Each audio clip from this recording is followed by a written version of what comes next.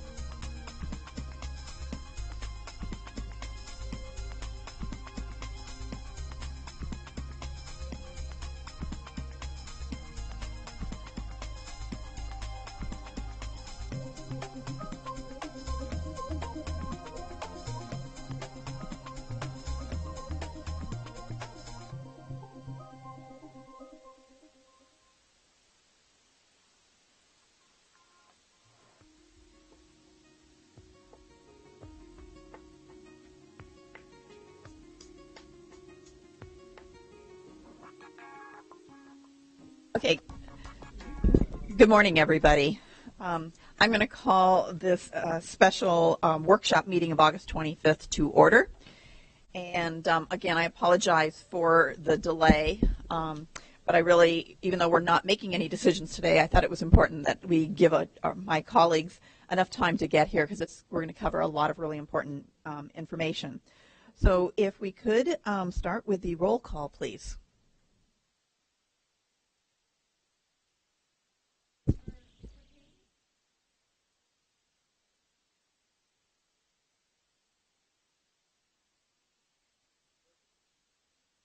Here.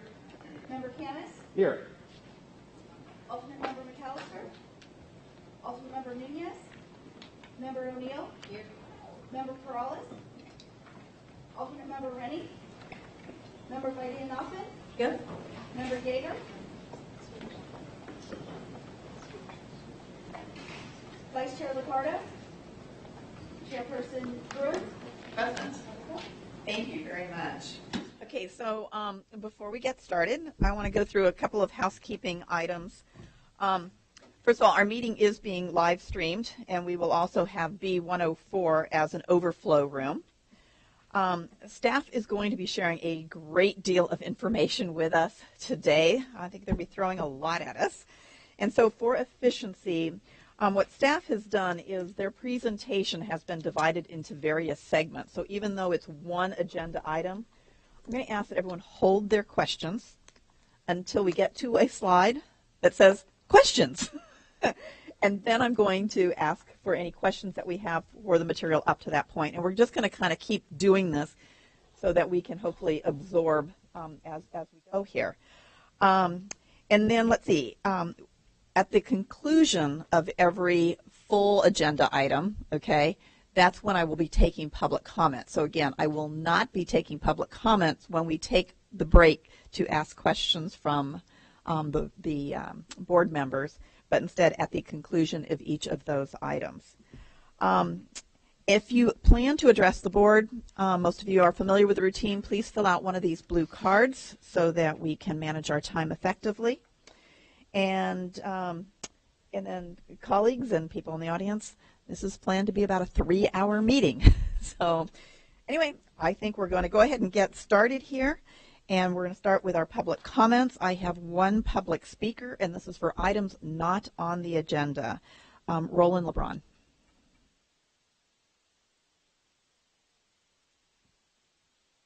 Good morning, Madam Chair and Directors.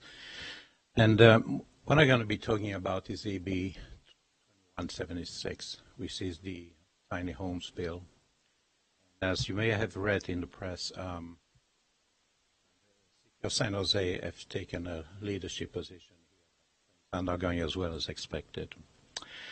And initially I was going to stay away from this because, quite frankly, I don't have the bandwidth. However, when 1,000 of my District 2 residents showed up last Monday in a room with a maximum occupancy of 200, I decided maybe the time had come to get involved. And the solution I came up with for your consideration is a joint venture between the City of San Jose, the VTA, and the County of Santa Clara. And essentially what the county would do would be to lease unused VTA properties, specifically VTA light rail parking lots, which typically are not near any residences.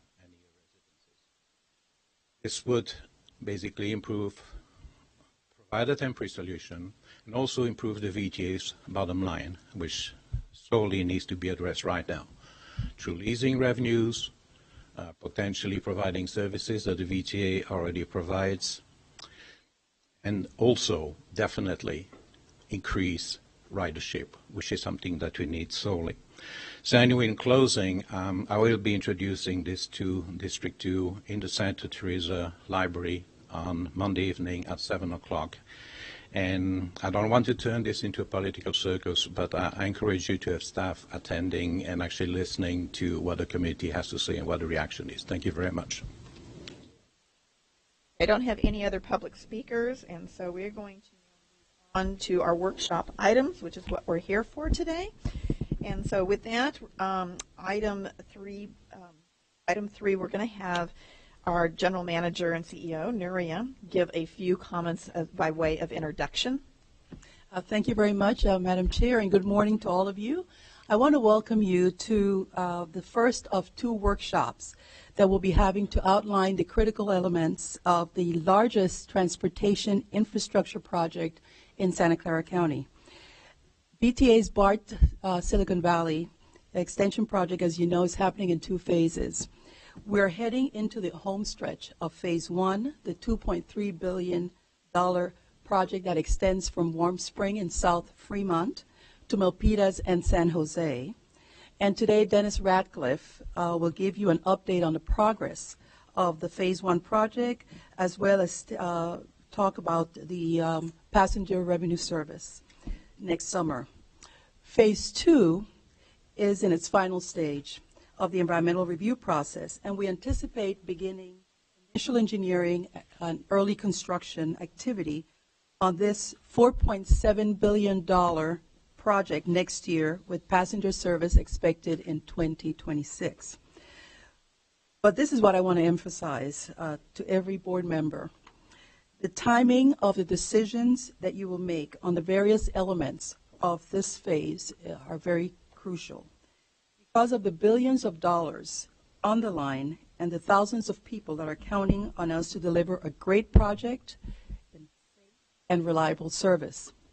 So this is the moment when you would not only shape VTA's BART Silicon Valley Extension, but you're also shaping the vision and opportunities for this valley as it relates to how people move, how they decide to work near where they live, and when they decide to live near this big infrastructure investment.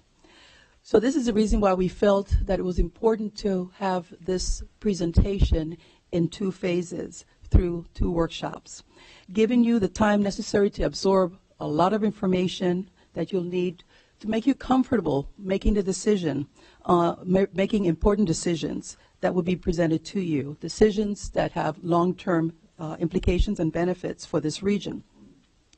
So you can sense the urgency that it is palpable. It's not just presenting information, but recognizing one very specific action.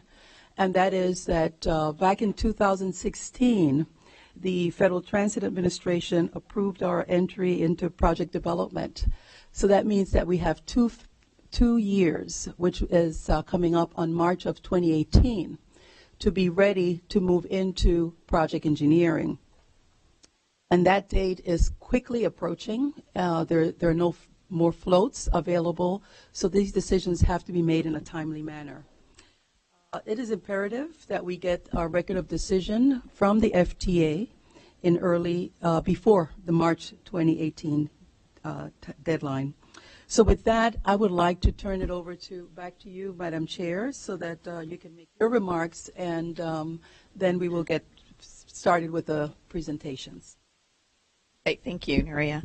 Okay, I want to touch on Phase 1 for a moment, encouraging you all to keep sight on the fact that VTA is a partner, the fact that VTA is a partner in this project with BART.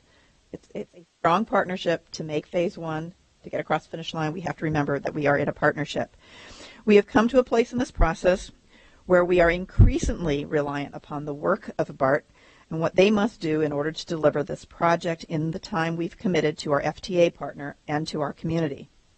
We'll need to pay close attention to some very technical issues, which I think our staff has done a very good job of distilling it down for all of us to really get a clear picture of where we are. And the team is going to continue to work diligently through each of the milestones as they present that to us. Now, in terms of Phase 2, this is going to be a different animal. Okay? It's going to be different for a number of reasons. But first and foremost, the line from Warm Springs to Berryessa, which is part of Phase 1, is all above ground and largely in a pre-existing rail corridor. Phase 2 features a 5-mile tunnel straight through the heart of San Jose. Every major infrastructure construction project has impacts, but it is incumbent upon us as good neighbors to mitigate those impacts on businesses and residents as best we can. 5 miles of tunneling does not happen overnight, so we have to understand this and be cognizant of it. We're charged with making the important decisions on how to carry out and accomplish this project, and I believe we have the very best staff there is out there to help us guide us through this. They have done their diligence in studying the feasibility of the new tunneling methodology and embarked on study trips to see firsthand what could be realized similarly here in Silicon Valley. What's left is the independent comparative analysis of the tunneling methodologies, which we will study more closely at the next board workshop. Again, this is the independent comparative analysis. Again, as I remind you that we are in this with BART, it behooves us to work more closely with their board as we reach some of the final stages of Phase 1 and move into the beginning of Phase 2. Because this relationship is so important, I ask that you all join me on September 28th. Put this on your calendars, please. September 28th at the Warm Springs Station for a special joint meeting with the BART Board of Directors. And there will be more details to the board members that will follow. Thank you for your commitment, for being here today, committing to attending the next workshop, and as well as hopefully to the joint meeting with the BART Board. Your commitment is enormously important to the success of this undertaking. So let's get to work, and let's move on to our first item on the agenda.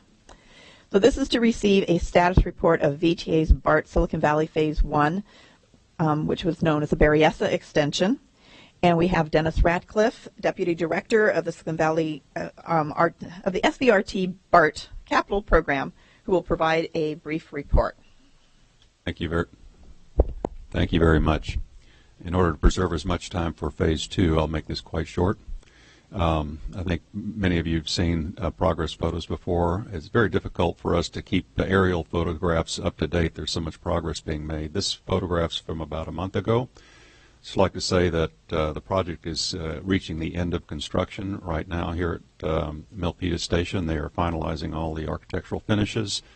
They're assembling the final bits of the bus station you see there in the center left, and making the campus ready for final paving. We expect to have all of that done by the end of this year. Inside the Milpitas Station, you can see we have the art glass installed. This is west side looking out. It's comparable glass on the east side. Generally speaking, this is one of the final items of finishes inside. We generally do that from the top down so that subsequent activities don't get in the way. It's quite nice because the sun shines through here, not only from the top skylight, but also at the art glass. At Berryessa Station, you can't see very well here, but we've got the art glass glazing in at the high roof. We also have landscaping underway, and just the final bits of station construction and readying the guideway for train testing, which is the subsequent stage of events. Oh, did I miss one? Yeah, okay. So this is the milestone summary leading to passenger service in June of 2018. As you can see on the left, station construction is still underway, but we're really just finishing up the finishes, interior and exterior. At each of the stations, we are now installing fare gates and other station controls. All of that will be done by the end of this year, leaving the remaining activities focused entirely on systems testing. We do system testing in 3 stages. There's static testing, dynamic testing, and integration testing.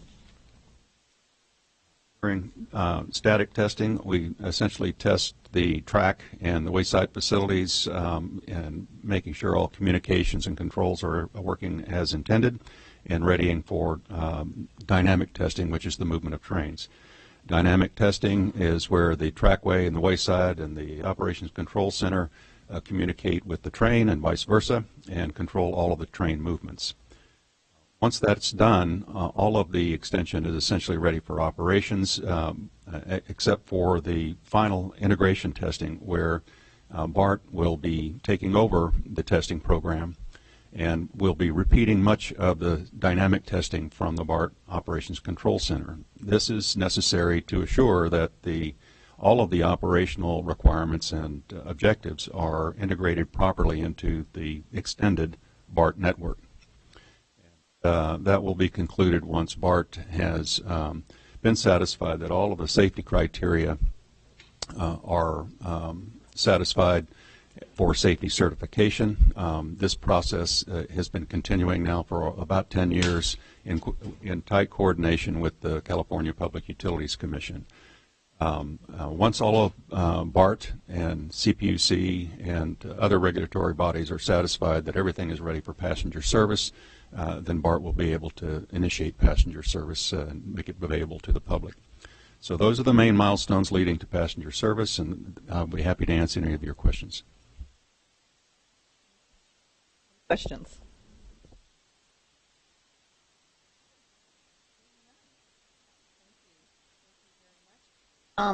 I do not. Oh, go ahead. Okay. Okay. So no questions. Yes, thank you. You said something about the 28th for the meeting. What time and where? It's only a couple of days away here, right? It's September 28th. Okay. September 28th. I apologize. All right. September 20th. But do you have a time? It is going to be early in the morning. It's 9:30 in the morning. Okay. The board secretary's office is going to communicate with us. They're working out some final logistics and such. And they will send in the logistical information.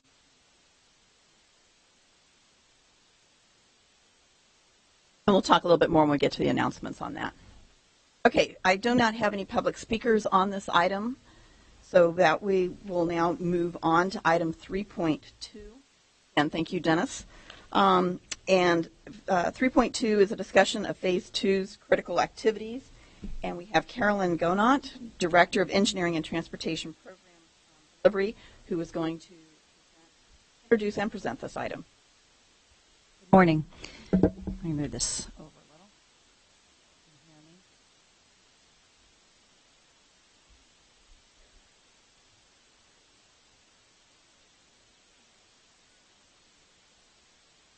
Okay, so as Madam Chair and the General Manager mentioned, is these decisions that we're going to have to make regarding Phase 2 of the extension. And with a $4.7 billion extension, the later we go, the higher the costs go up. So these key decisions are really important for us to keep on track and the ability to move forward in both the funding process that we've entered with the federal government, but also in terms of our obligations to getting something delivered for the voters in this county who have given us overwhelming majorities each time to bring this extension to downtown San Jose and to Santa Clara. So today we have three activities where we're coming to the board over the next month and a half or 6 weeks. The first is today, which we're just going to give you a quick history of the Phase 2 project, what the environmental clearance update is. Since we have the draft on the street, we're about to go with the final being released on the street in the next 8 weeks or so. The environmental evaluation criteria, primarily that criteria that we're going to use to make decisions about the different options that are in the document, and the steps to the tunnel methodology design. On September 22nd, we will actually be coming forward with the results of that final tunneling options, comparative analysis, and risk assessment, as well as what are, any activities in terms of what we think the environmental draft project description is. So what that means is that's the definition of the project that the federal government will give us a record of decision on, as well as this board would vote on what the project adoption is for the final project description. So we will actually be coming forward with a draft staff recommendation for discussion by the board. On October 5th, we will be taking those recommendations to the board for action on both the final project description and the approval of the final project description to go into the final EIS and final EIR. So those are the number of activities that will be happening over the next 6 weeks. If there's any questions regarding that.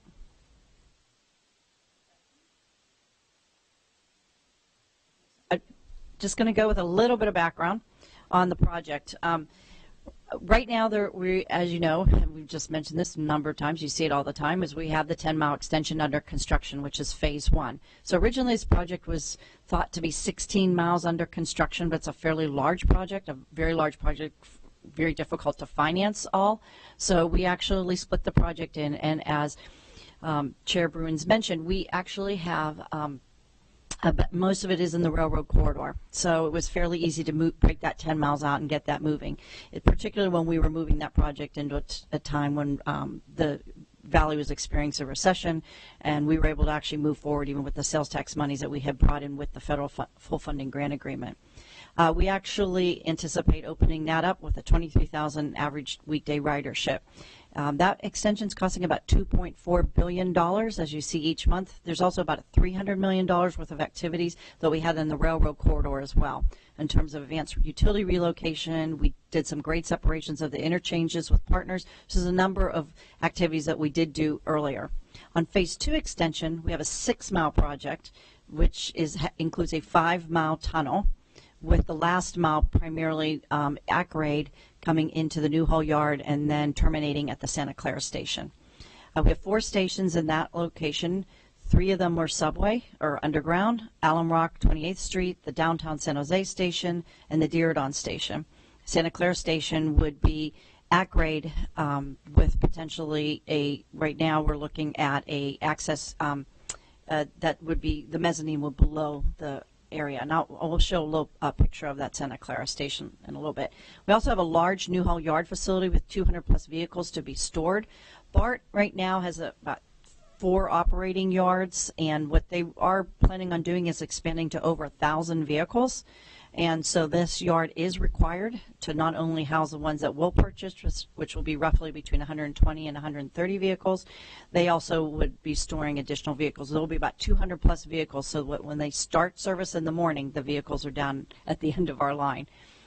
We also anticipate the opening ridership right now to be about 33,000 average weekday riderships. And as we mentioned earlier, this project's quite large, $4.7 billion. That is actually before we go through this risk assessment with FTA, and excludes the finance costs, which is so this is typically just the construction, soft and costs and construction costs. We mentioned a little bit about the VTA BART partnership. Just real quickly, there is a comprehensive agreement that was signed in 2001 by both agencies, and it lays out roles and responsibilities as well as ways to go about our business in terms of working together. But there are some activities that we're still working on, and you'll see a number of agreements we once in a while bring forward, and the larger one will be the O&M agreement that will come forward soon. That gives a little more definition to what these responsibilities are. But right now, the VTA pays all the costs associated with the extension, capital and operating costs, and any rehabilitation costs as well. We are in charge and responsible for the contracting procurement for constructing the project and design, engineering, construction of the project. We construct to applicable BART and industry standards, codes, and regulations.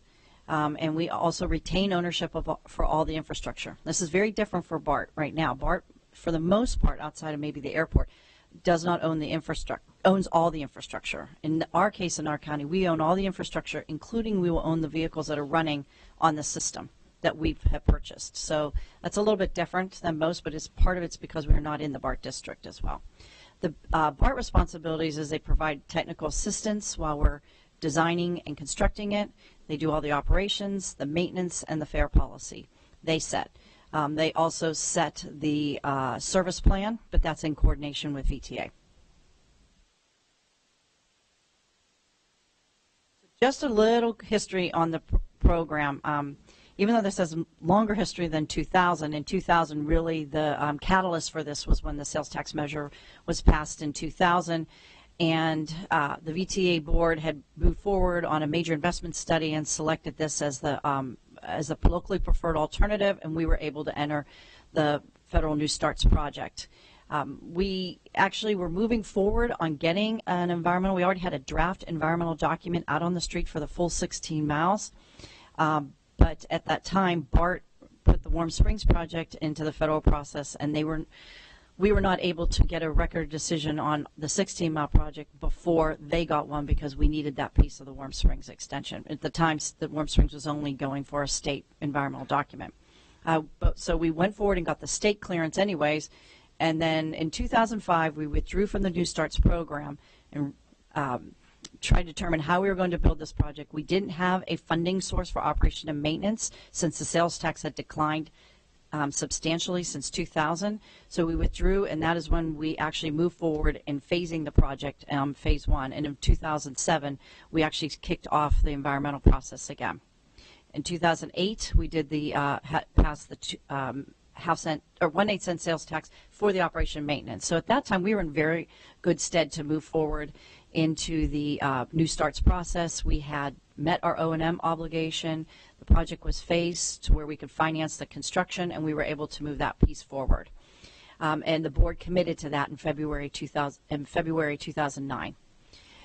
We received the NEPA clearance for it in 2010, and we quickly moved forward in getting a full funding grant agreement in less than, I think we did it in about 16 months, is that right? 18 months to a full funding grant agreement in 2012. And at that point, we've been in construction on the phase one project. In phase two, we reinitiated the planning efforts, took a look, and we'll give you a little bit of background throughout the day about exactly what we've looked back, how tunneling technology has changed, as well as some options have become available in terms of the alignment and the stations. We move forward with a notice of preparation, which is to start the environmental clearance process for the 6-mile extension.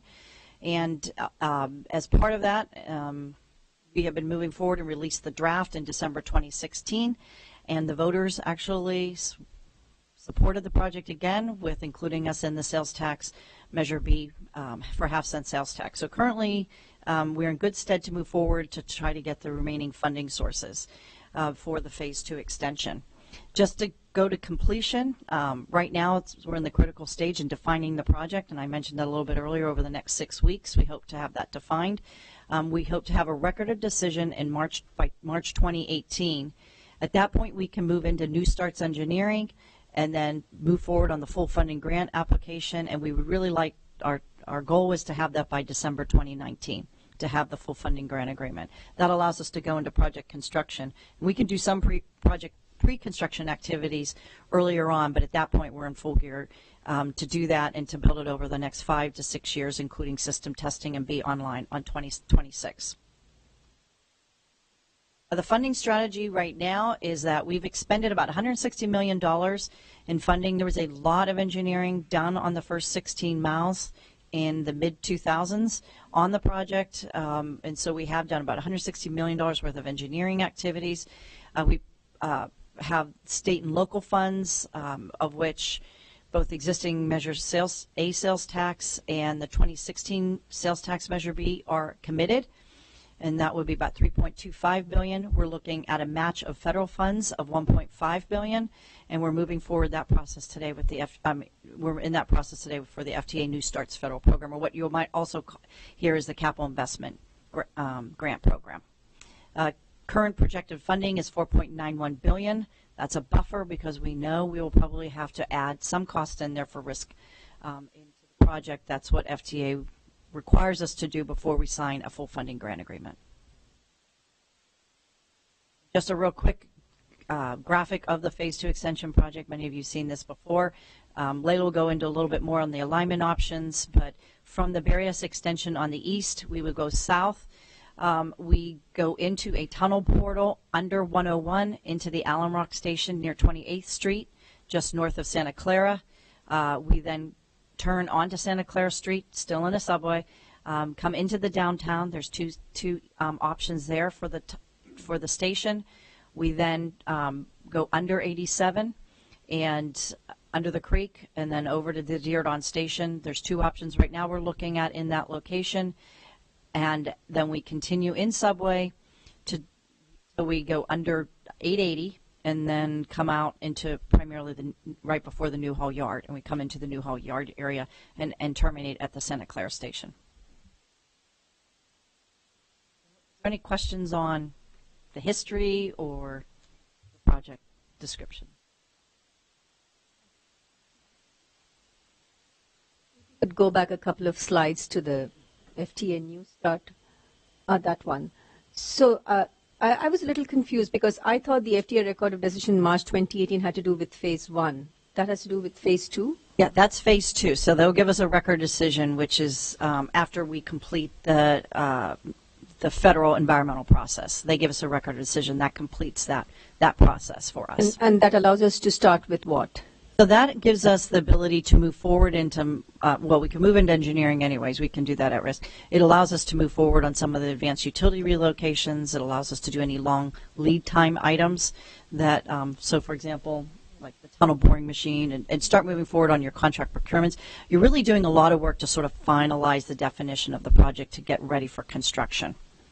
Okay, so you'll be ready for construction at March 2018. So in March 2018, no, so that's when we would actually be completing the environmental process. Then we go into that, sort of that green bar and the yellow bar. New Starts Engineering is the federal process.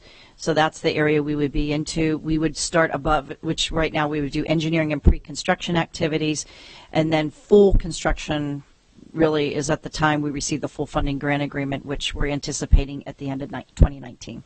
That's almost a 2-year process from the 2018 March. Yeah. It takes FTA about 6 to 8 months to actually get you a funding grant agreement. So from the time we submit everything for them to start to review and look, it's going to take 6 to 8 months.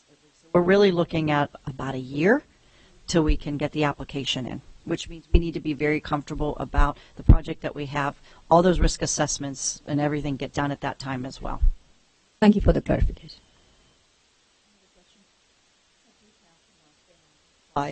So in terms of that 2026,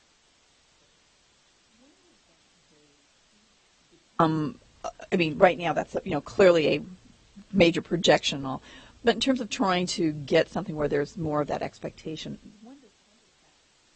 So right before you sign the full funding grant agreement, so for example, on ours, we have, and currently on the phase 1, we have June 2018.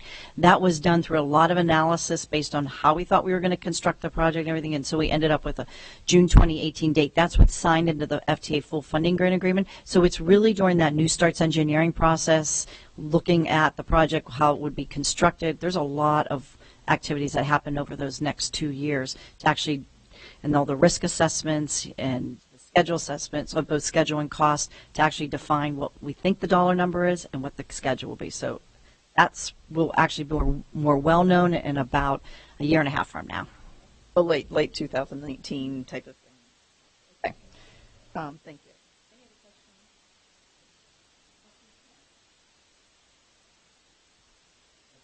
you. Are you saying that the environmental clearance is pretty much done, or you got only a couple months left on it? So the environmental clearance right now, we plan on releasing the final by the end of the year, and that gives them 3 months to give us the record of decision. Now I will say, I don't want to say it's there can be changes here and there, smaller ones. We've had a number of administrative changes that happen once you're into engineering, and you're looking at some different things, but nothing. We never had anything really significant that we had to go back out and release a document. And the environmental clearances that we're talking about here, they're not subject to which type of boring technique that we're choosing, or? So it will. So right now we do have it. You will have to decide between the tunneling methodology as part of the record of decision. FTA will give us. Now we have a full clearance, so if something changes and there's modifications, we can go back in and modify the record of decision in the future.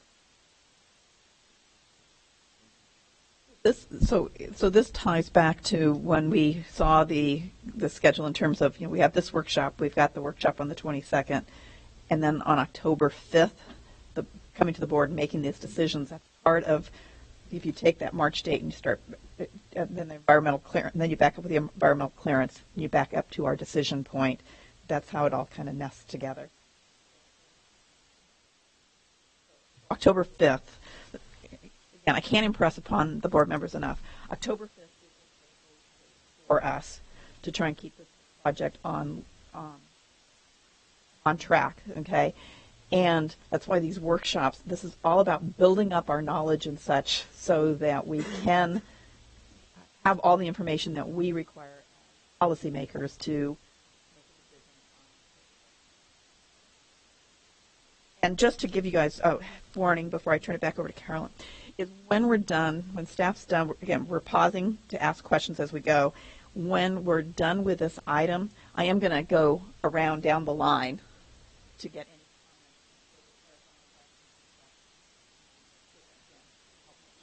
comments. Staff knows what the information we need so we can be.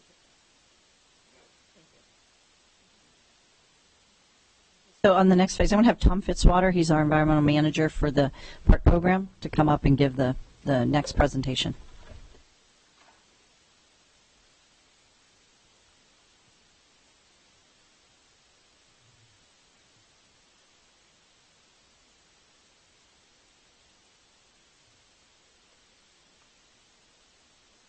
Good morning, Chairperson and board members. We're nearing the home stretch of an environmental document, and it's been a very long process. I've been involved with it for almost 17 years, and when I look around the room today, I can see others that have been involved much longer than I have. So this is quite an accomplishment to get to this point in time. As Carolyn mentioned, there have been a number of previous environmental documents that we've developed over the years.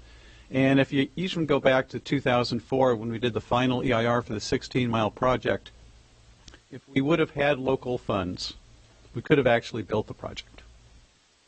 We had an approved environmental document, and we could have built the 16-mile, six-station. But we didn't have the money. So that's why we're here today. We've done a number of refinements to the project over the years with supplemental environmental documents, and we went to the FTA to get federal environmental clearance so we could secure federal dollars, and we're now kind of at that final environmental document that hopefully will get us over the finish line. So the draft environmental document is out there, and it does address environmental alternatives. And because this is both a state and federal document, it gets a little bit confusing. For the state environmental document, we have three alternatives. And there's the no-build alternative, which is basically do nothing. There's the BART extension alternative, which is the four-station extension, which we've been talking about, since 2004. And we've also added a BART extension with transit-oriented joint development alternative. And this includes commercial, retail, residential development at the stations and other locations. And it's really designed to implement the intent of various cities' general plans. We're trying to be consistent with the intent of their general plans. So that's the third alternative that we're dealing with in terms of the state environmental document. When we go to the federal environmental document, they are not concerned about development. They will not federally participate in the funding of development around Santa Clara County. So they're only concerned with the no-build alternative and the BART extension alternative. And so when they do their record of decision, they will be making a decision on those two alternatives. And as Carolyn mentioned, the record of decision will be defining the options that we've identified in the environmental document. So the environmental document does address a variety of options, and that gives the VTA Board of Directors the option of picking different options or alternatives. And it also gives FTA the option of being consistent with the VTA Board of Directors selection or coming up with something different in the record of decision. The environmental document does have some new options and new considerations, and certainly the San Jose East option is something that's now being looked at and fully addressed in the environmental document.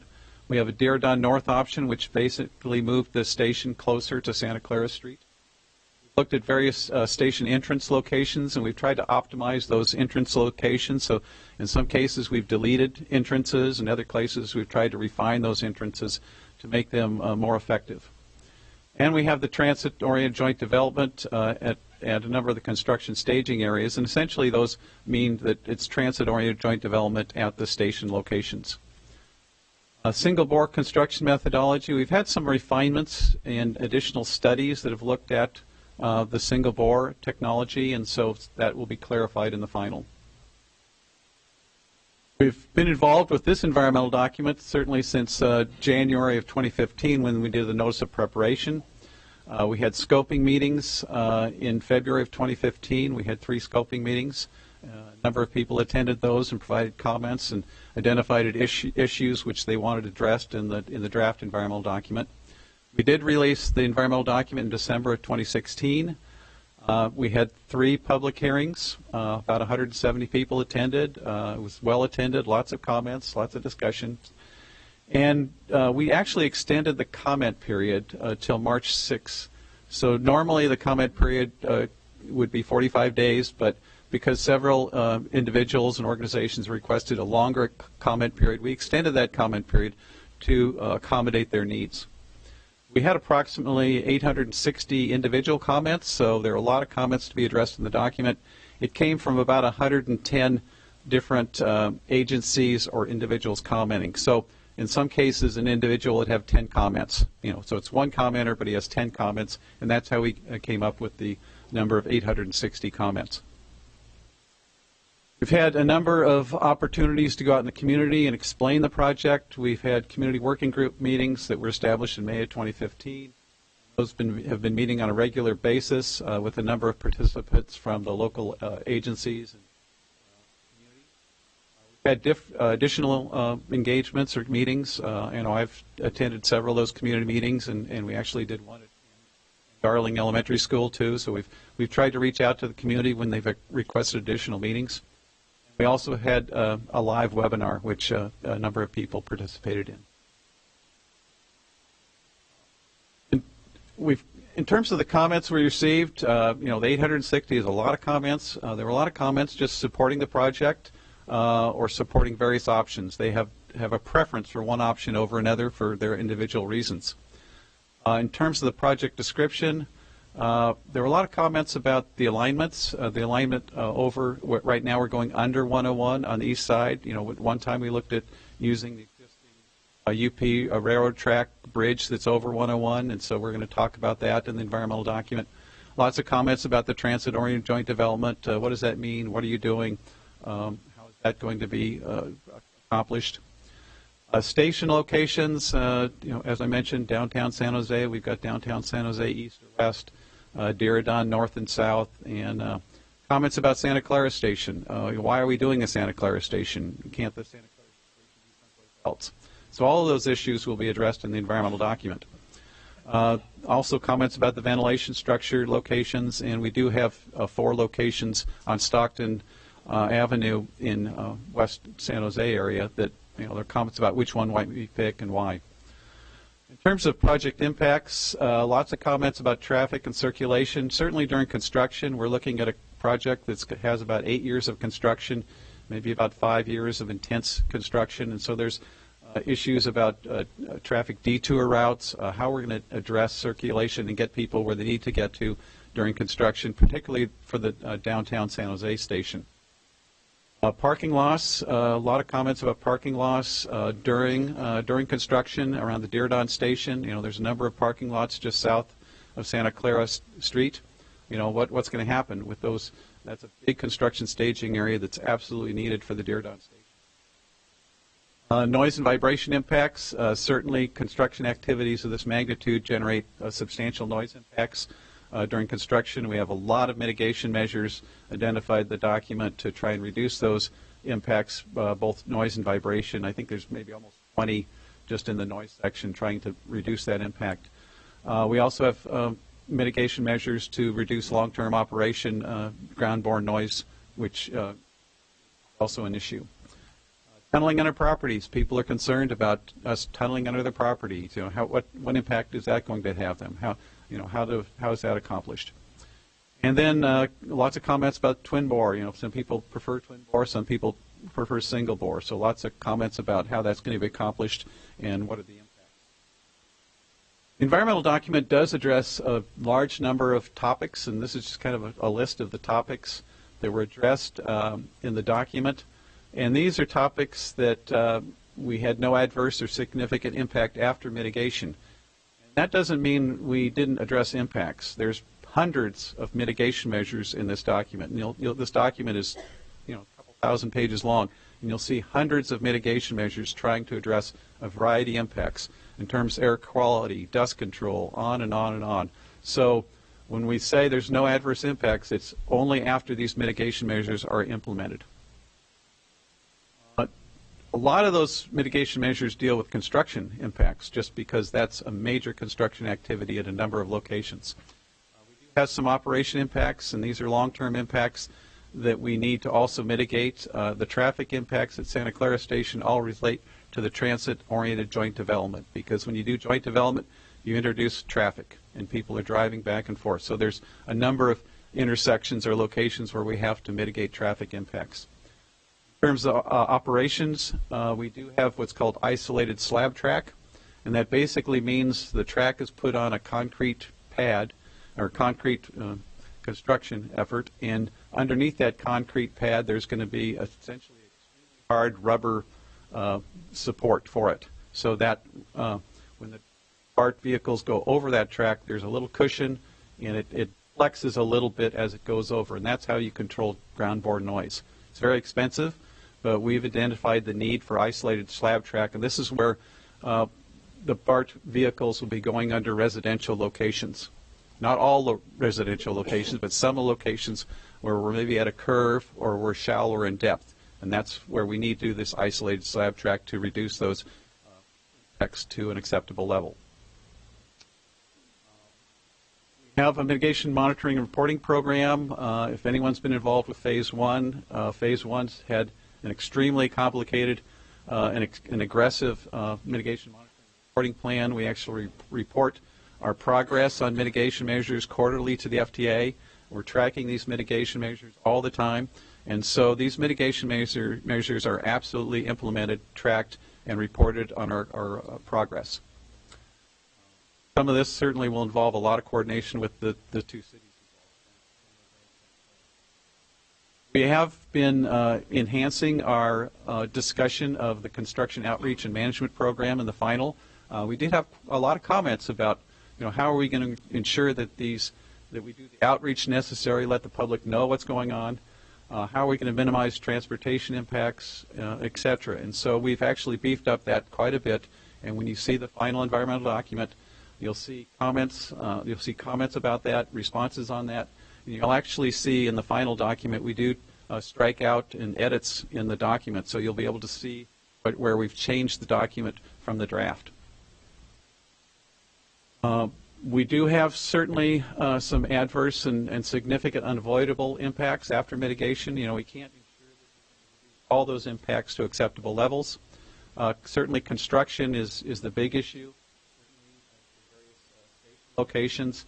Dealing with transportation is this huge issue downtown, certainly with the twin bore tunneling methodology construction activities, because downtown will be disrupting a stretch of street on Santa Clara, will be impacting certainly traffic, will be impacting bus transit lines, the light rail system if it's the west option. So there's a lot of impacts that we can't really ensure that we're going to reduce to acceptable levels. So we're disclosing the fact that that it's not going to be great. We're going to do whatever we can, but it's still going to have some impacts. Construction-related air quality impacts. This really doesn't relate to any one location. It's the cumulative impact from doing construction activities at a number of locations. So you don't have to be concerned that there's going to be an air quality impact at one location. It's just spread out, and when you add all of that up, it does exceed the threshold that the Bay Area Air Quality Management District has established. Noise, we'd certainly like to be doing construction downtown that's at an acceptable level, but we really can't ensure that. We have to deal with a contractor, and we've got major construction activities going on. So we'll do the best we can in that area. Socioeconomics, this gets into a federal environmental requirement, and that's trying to ensure that we do not we allow access to people to businesses, get around the downtown area, certainly.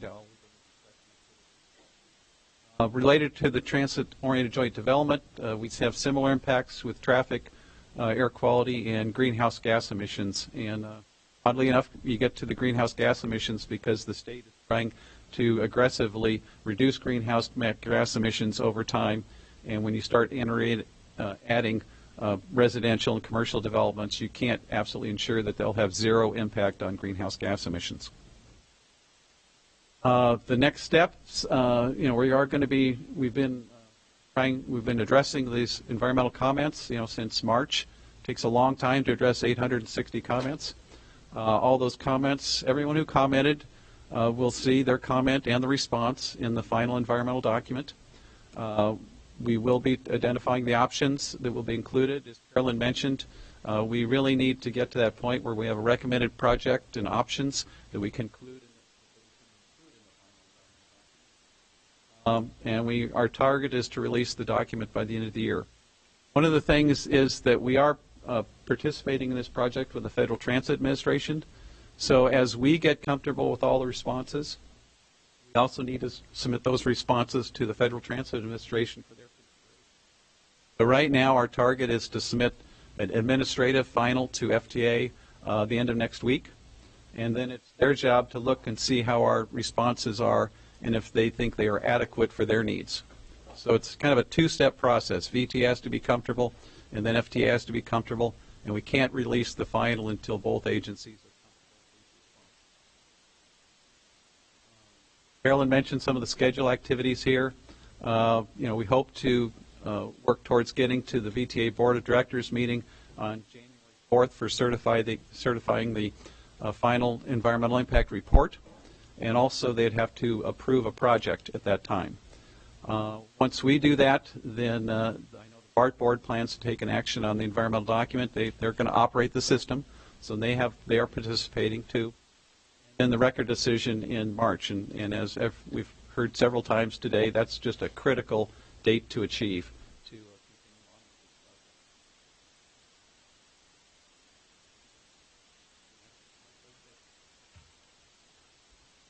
Okay, and we're at one of these checkpoints. Any questions? Clarifying questions? Anybody?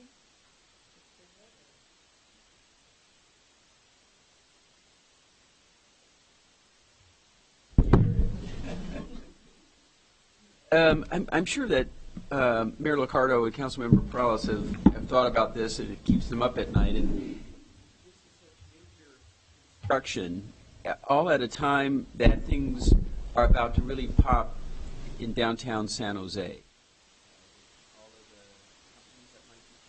All the high-rise construction, all the excitement that's happening. I guess I'm not really sure who the question is for, but it's just sort of going through my mind of how does that all work with sort of perhaps informing people of what is going to be coming, and how do you sort of combine, again, all the new construction with the construction that's happening here with all of of course, the homes and businesses that already exist? Right. How's that for a question? Yeah. We've tried to, as I said, we've tried to enhance the discussions of how our outreach program is going to work. And so there are discussions in there about, there's a bullet item about coordinating with the city, high-speed rail, other activities that are going on. We're going to really try to let everyone know what's going on all the time. It's a little hard to anticipate who might be doing construction at one point in time versus another point of time. It's a challenge. I'd say it's a challenge. Yeah, so one of the things is to coordinate closely with the cities and others who are doing construction. I mean, and we'll go through it later about just how long the construction time frame is, say, for the downtown San Jose station. And we'll go over that under the tunneling methodologies. We don't know all the projects that are going to come into San Jose. A lot of the projects are hoping BART comes into San Jose, so we can't wait and then build BART when they're done, because they want us to be there so that we're serving their residents or their customers or their workers. So it's just going to be a lot of coordination and understanding. We're 5 years. Projects could come in and begin construction, and we won't even know about them because we're already in construction. We'll have to just continue to coordinate.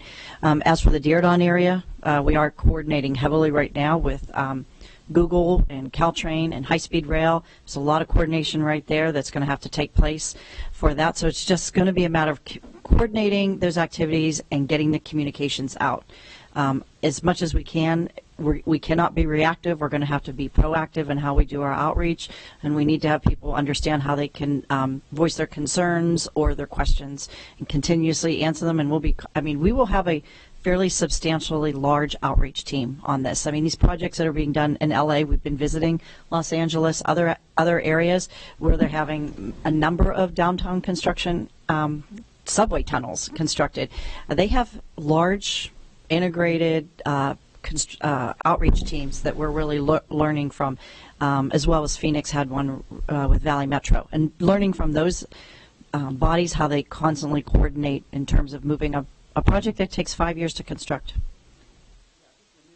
You have a pretty lean staff doing all the work that you're currently doing. Imagine how much more work and coordination is going to be done, not just the community outreach, but all of the engineers and traffic man. I mean, you can just go on. You're obviously planning for your budget and your hiring process, all the people that you're going to need along the way. That's an excellent question, and I have full faith and confidence in my staff, but I also recognize that there's no bandwidth there to take on something of this magnitude, and that's one of the reasons why we're hiring a program manager to help us with this. We've gone through that process, currently negotiating with a firm, and we also will be, there will be contractors that will come on board, and those contractors will also have community contact individuals so that we can fully coordinate as Carolyn described. This effort is going to be like no other we have seen. It's not just one building going up on one plot of land in downtown San Jose.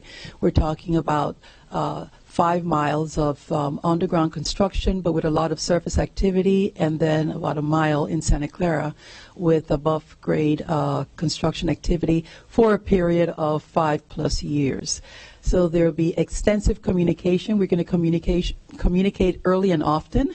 And there will be, we currently have community working groups. For each of the areas where there's a station, there's a community working group that has been engaged for the past 2 years, and those efforts will continue. Those will be our voices and our contact, but in addition to that, we're overlaying an outreach mechanism, plus we will also have a project office in downtown so that the community can come in, be informed, where we'll be providing updates.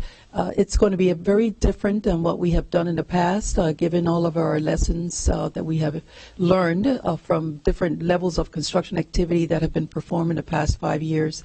I believe that you will be pleased with the plan, and we just have to put that plan in motion and tweak it as we learn more. Thank you, Chair. Oh, a little close, sorry. Thank you, Chair. And thank you, Ken, for highlighting that the challenge that is to come. Certainly something that I'll be working closely with our mayor on in regards to making sure that we are working closely together with the community, with VTA, and attempting to really tackle for the next several years the impacts that are going to be there within the core downtown. And thank you, Nerly, for highlighting the idea of this project office downtown, because I know that that's what came out of the bus rapid transit on just down the street, right? And it was really important, I think, for the community there to not have to go through hoops to be able to have some direct contact with VTA staff.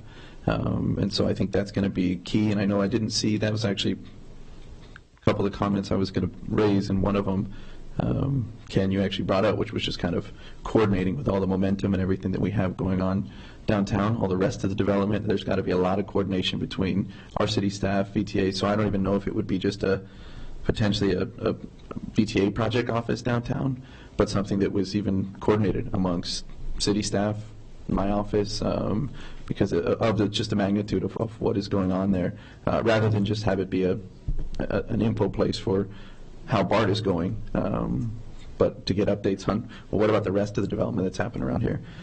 Two of the things, though, that I didn't hear, one was on the impacts and the mitigations to our historic district that we have down there in right there where the station, in fact, will be, the old formerly Bank of Italy, Bank of America building. That potential building there and just the historic nature of that district as well. So I didn't see anything presented there in that regard. I know the socioeconomics kind of touches a little bit, but just wasn't really highlighted. And for me, that's a key factor as well. And then the other is the particular area that we're looking at for whether even if it's the east or west station, that particular area is full of small businesses. It's not going to be what we're fortunate, I think, to have at the moment at Dearden, which is potentially one major business, right, that we can coordinate with. This is going to be more like it was with Bus Rapid Transit on East Santa Clara, where we're talking people that are speaking different languages. We're talking about people that maybe have not really been engaged through the process just because they're not as in touch. So that mitigation as well, and I know that, as I said, you touched on the project office. I think that's going to be key because some of these individuals, even as much as we're trying to engage them and keep them informed, they're sort of on hold. Some of these businesses as well turn over, and so I think that's just going to be another challenge that we have to keep in mind with those two areas. So, but those are my comments. Thank you. Madam Chair, if I may ask Tom Fitzwater to speak on the historic district. And as soon as I just say a few words regarding the businesses, and you're absolutely correct. One of the things that we're going to be doing is we're going to be putting together this business outreach and working very closely with the Downtown Association and others. We'll come back to you all with a specific approach. It's still in formation today, but in recognition that not only the business but the property owners, because what happens is that we may talk to the business, but the business may turn over. Property owners are not aware of what's going to be impacting their future potential lessors. So therefore, the strategy is going to be much more comprehensive than we've had in the past, given the areas that we're going to be impacting. And we want to make sure that the businesses that are there and the opportunity for businesses there continue to thrive, and we not have an experience circa 28 years ago or so when we severely impacted small businesses, medium and large, in downtown San Jose with the construction of the light rail. Just with regard to your concern about the historic district, my staff has been working with staff from the Historic Landmarks Commission on this issue and have met with them, and I think right now there's a scheduled presentation for that commission. I don't know, I've forgotten the exact date, but I know there's a scheduled meeting to discuss the potential impacts that would occur. And since this is a federal document, we also have to deal with the State Historic Preservation Office in Sacramento, and so we have to submit to them a number of environmental or documents dealing with historic structures, how the project might impact them, and make sure that the State Historic Preservation Office feels that it's at an acceptable level of impact. So we've had to deal with that, and we actually have made project changes because of anticipating the need to have an acceptable project to that agency.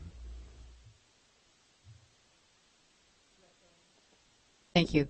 So a couple of questions. So one being that my understanding is that the boring would probably begin from the Santa Clara and city of Santa Clara end, and that would be going in, and there would be extractions of soil or whatever. So I take it, could you talk a little bit about how the environmental document would address the impacts or whatever all has to be removed? Because because it'll probably leave through my city and my residents will be impacted. Right. The environmental document does talk about all the muck that would be removed from the tunnel boring machine, and so fortunately we have a pretty large area there at the Newhall maintenance facility that we can use until that's developed as a maintenance facility.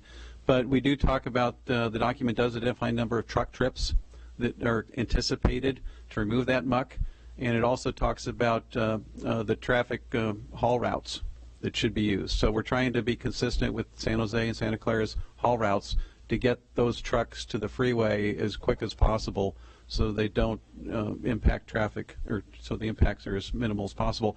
I think I'd have to refresh my mind, but it takes a little bit of time to load a truck, so there can't be a whole fleet of trucks leaving at once. It's a little bit staggered.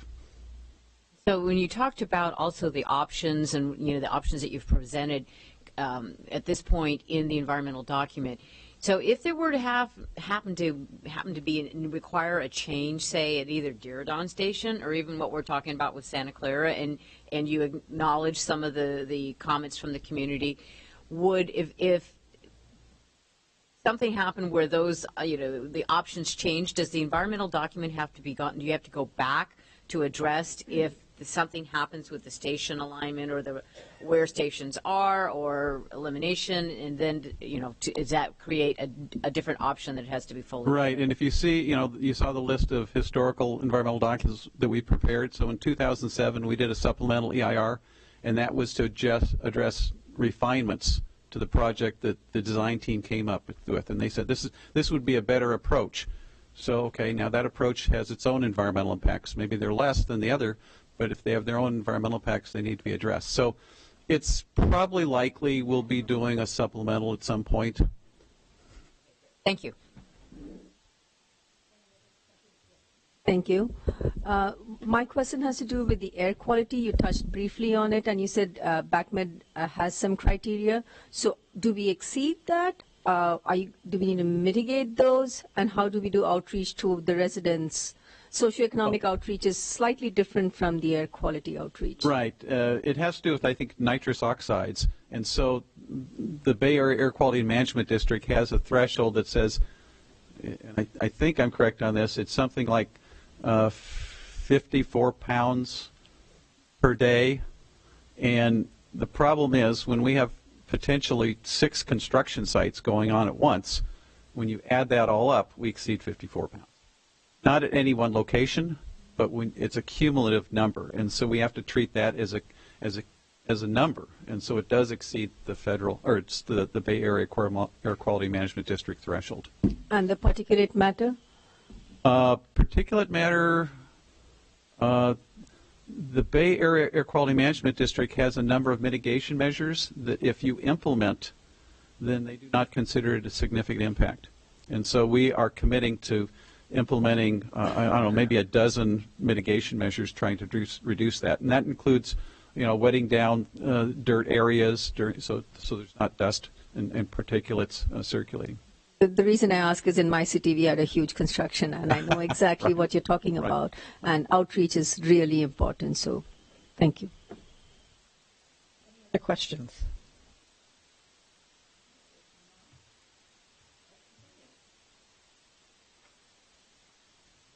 Layla Hadaya, who's the planning manager for the project, will be going over a little more in detail about what the options are that are under consideration.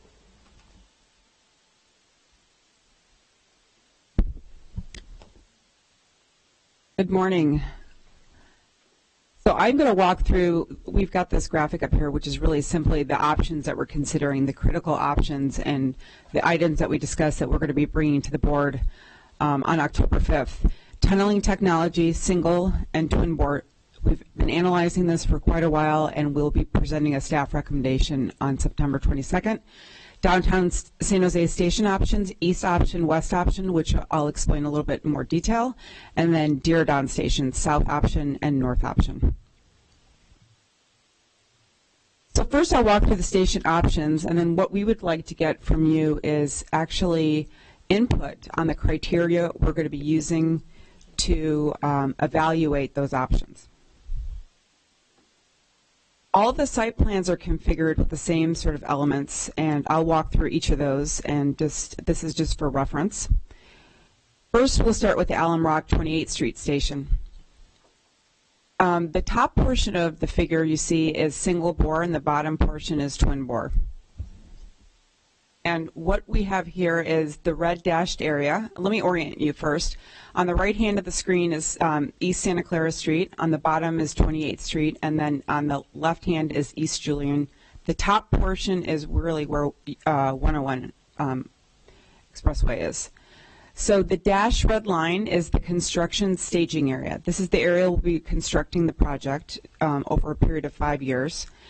And the tan area you see is transit-oriented development and public facilities, which once we finish constructing the project, we'll build transit-oriented joint development.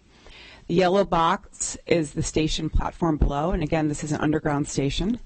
And then the orange that you see is the systems facility. East option was added into this environmental document, and we've been evaluating it over the course of the last 2 years. The top portion, again, all of these are structured the same way, single bore, and the bottom is twin bore. Again, I'll orient you. This is on East Santa Clara Street, and you can see City Hall on that figure, and this station option would be really primarily in front of San Jose City Hall. It's between 2nd and 7th Street. If you notice on the bottom portion of the twin bore, the station yellow box is longer, and that's because we have to build a crossover. A crossover is where the trains turn back to optimize operations and maintenance, and so that station box is longer, and that's the location of the cut and cover, which Carolyn and Krishna will describe a little more in the tunneling. This is the west option downtown. We've been studying this for many years. It's been in previous environmental documents. Again, on Santa Clara. It is on the left-hand side is Market Street, and it ends around 3rd Street. This option, and the reason why we added the east option we wanted to evaluate, is when we started the planning effort again, our general manager asked us to ensure that we were looking at options that did not impact existing infrastructure. And we currently are operating light rail on 1st and 2nd, and so that's why we included the east option as part of our analysis. And VTA owns the block, the VTA block, which will be our primary construction staging area in the downtown.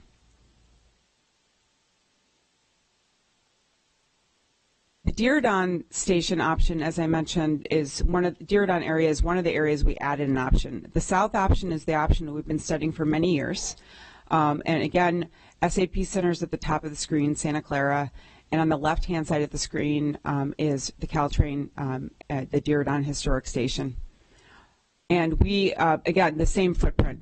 It's construction staging area in red, dashed lines, joint development once we finish the construction of the area, and the station is below. This station's about 65 feet below for the twin bore configuration. And the systems facilities is in orange. You will notice that we have, on all of these site plans, we have the red arrows, and those are proposed station locations. Those will be designed and looked at further once we make a selection of the options. We are not, those are just conceptual right now. The north option is the one we added for this environmental document. And again, Santa Clara, it really fronts Santa Clara. It does not dissect the development site, and we are evaluated this and studied this further in this environmental document. And this is one of the decisions we'll be making on October 5th. As Carolyn mentioned, we have an end-of-the-line maintenance facility, and this is the Santa Clara station. The reason why you only see one figure here is because it's at grade at this point. We're out of the tunnel configuration. And again, the station is really, you enter below grade, and the station platform is at grade. And we'll have the same facilities at this location, transit-oriented joint development and a systems facility. And we'll be using all of the Newhall Yard as a construction staging area. So I'll stop here for any questions on the site plans. You know, I'm going to throw my 2 questions out first while everyone else is thinking about their questions. So the first thing, Layla, thank you very much. Could you kind of go back, because as we talk about the construction methodology and all, there's this thing in terms of what requires cut and cover and what doesn't. So could you highlight for us the cut and cover? And then the other one is, it was mentioned earlier, if I understood correctly, that some of these require at least temporary movement or disabling some of our light rail tracks, and so having to do some sort of bridge or something. Again, could you just kind of go through these and tell us where those impacts are, or highlight those for us? focus maybe on the downtown, and it's all the yellow areas are really defined as the key station areas. But let me walk through that. That's a great question. So the west option, you asked about cut and cover, which is a great question, and we get all the time. The question we've been receiving lately is, oh, we heard that you're cut and covering all of Santa Clara Street. And let me reassure you that's not what we're doing. In Twin Bore, we will have to cut and cover the station areas, and again, there'll be more of this discussion. Carolyn and Krishna will talk about it, but that yellow box area is where we'll have to cut and cover on the bottom figure, so for the Twin Bore. We do not have to cut and cover for single, the top box. The station platform is within the tunnel, inside the tunnel, so we do not have to do a cut and cover construction for that. And cut and cover construction is really excavating down to build the station box, in essence. So that's the station location. So on all these figures that you see, the yellow box for the Twin Bore is really the cut and cover. We do not have the extent of cut and cover, obviously, for the single bore in these locations. Okay, so the bottom line is that yellow does not represent cut and cover. That yellow only represents station. But when you're looking at the Twin Bore, station and cut and cover are one and the same. Right. Is that correct? Right. So one of the things, and we'll go back to the downtown west option, just to let you know, so I'm not sure, on the single bore, the stations are, the station entrances would be constructed off-street, and then you would enter into the tunnel section, which actually would include the platform. That's the difference in a single bore. In a twin bore, you build a platform between the two tunnels, primarily and over it. So you do a big cut and cover box, and the tunnel and the tracks run through that area. So it's a different kind of construction, and so your station entrances are smaller, usually off the side of the street. For a single bore, you'll have a larger station entrance, but primarily it's off street. It's not on the street. So you have a larger area, less area that you impact in terms of a cut and cover. It won't be a cut and cover. It'll just be building a station entrance. Okay, and then how about the light rail? Can you? I wasn't sure where that gets disrupted potentially. Yeah. So for the west option, we would have to, for a portion of time, have a bus bridge. It's on first and second, obviously, and in that location, we'd have to sequence the construction for a period of time that we'd impact. And we evaluate that in the environmental document, but again, that's only for twin bore, not for single. So for single, we do not cut and cover, so we do not impact the light rail. Okay, and then if you could, in terms of Alum Rock, that's all sitting basically on land that we We currently do not own the land, but we would be purchasing the land, and that's correct. So we're off street. Yeah. So again, but it's still the same thing. Same true in concept. terms of cut and cover. Absolutely. Okay. All of the stations, so for twin bore, there's cut and cover. For single, there is not at the station areas, except for the station entrance. Which and then can you do the same thing with Diridon, because there's more going on at Diridon? I mean, downtown San Jose is critical, but there's a lot of stuff also at Diridon. So yeah. And the reason why I brought up the entrances is because there is a lot going on at Diridon, and we really need to make some critical decisions at Diridon so we can inform our design for the entrances. But again, the same concept applies. The area we'd be purchasing is to construct for about 5 to 6 years, and then we'd have to sequence the activity in coordination with all the development and everything that's planned to occur in that area. So that's why we have to start coordinating very closely with the developer. Great. Okay, and then I'm going to turn to Director Hendricks. Thank you. Just to follow on this question about cut and cover, I would like to make a suggestion about the graphics you use. And there needs to be like another overlay or something to be able to separate so that you show that what is cut and cover versus not. Using yellow for the station cover and not cut and cover, that's going to be, if we don't clarify the graphics of this is going to be confusing for everybody for the next. That's a great suggestion. Thank you. This is great what you talked about. I didn't see like a pro and con part. That's coming. That's coming next. Then I will hold my questions about that on that. But one thing as it relates to the deer, where we're going to have the deer on station, about how the BART station will connect. I'm not quite sure I see from the graphics here of how either one of these actually connect into.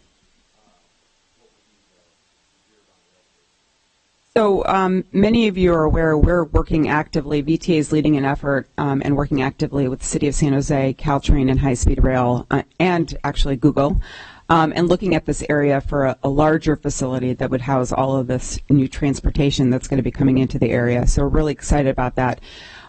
Once we define that footprint, we are looking, then we will design the entrances optimally for close connection. And so you can envision that over the Caltrain tracks right now, you would have a larger facility, and then we would have to integrate within that facility. And we're looking right now at really the highest priority connections, so not everything could be right next to each other, but which ones are the best transfer points and how do people get to the different locations. So we're still working through that, and we can refine that as we advance design. Kind of a policy perspective, the policy direction is there will be the Absolutely. best appropriate connection to make it facilitate people be able to move, connect between the different resources. That's the policy direction. Right, and I think with all the transportation, the billions of dollars that's coming into Diridon, we have to be looking at that. Yeah, correct. Talk about your diamonds that show the entrance. Can you talk to me, so that might change, what is kind of the policy or vision around how we're making the decision? What are the kind of factors that will go into that says it's better here versus there versus whatever? Not the specifics, but kind of the policy vision. So let me just, I'm going to cover some criteria that we're going to use And to if make it's in future slides, just right, tell me to sure, wait. yeah, but I do want to mention we still have some work to do. Once we define the project, we are going to be going through an access planning transit-oriented development study. We are going to be spending 2 years really refining and making sure that our access points to the stations are really, we look at it from a multimodal perspective. That's really critical, obviously. And so we'll be doing that analysis to refine the entrances.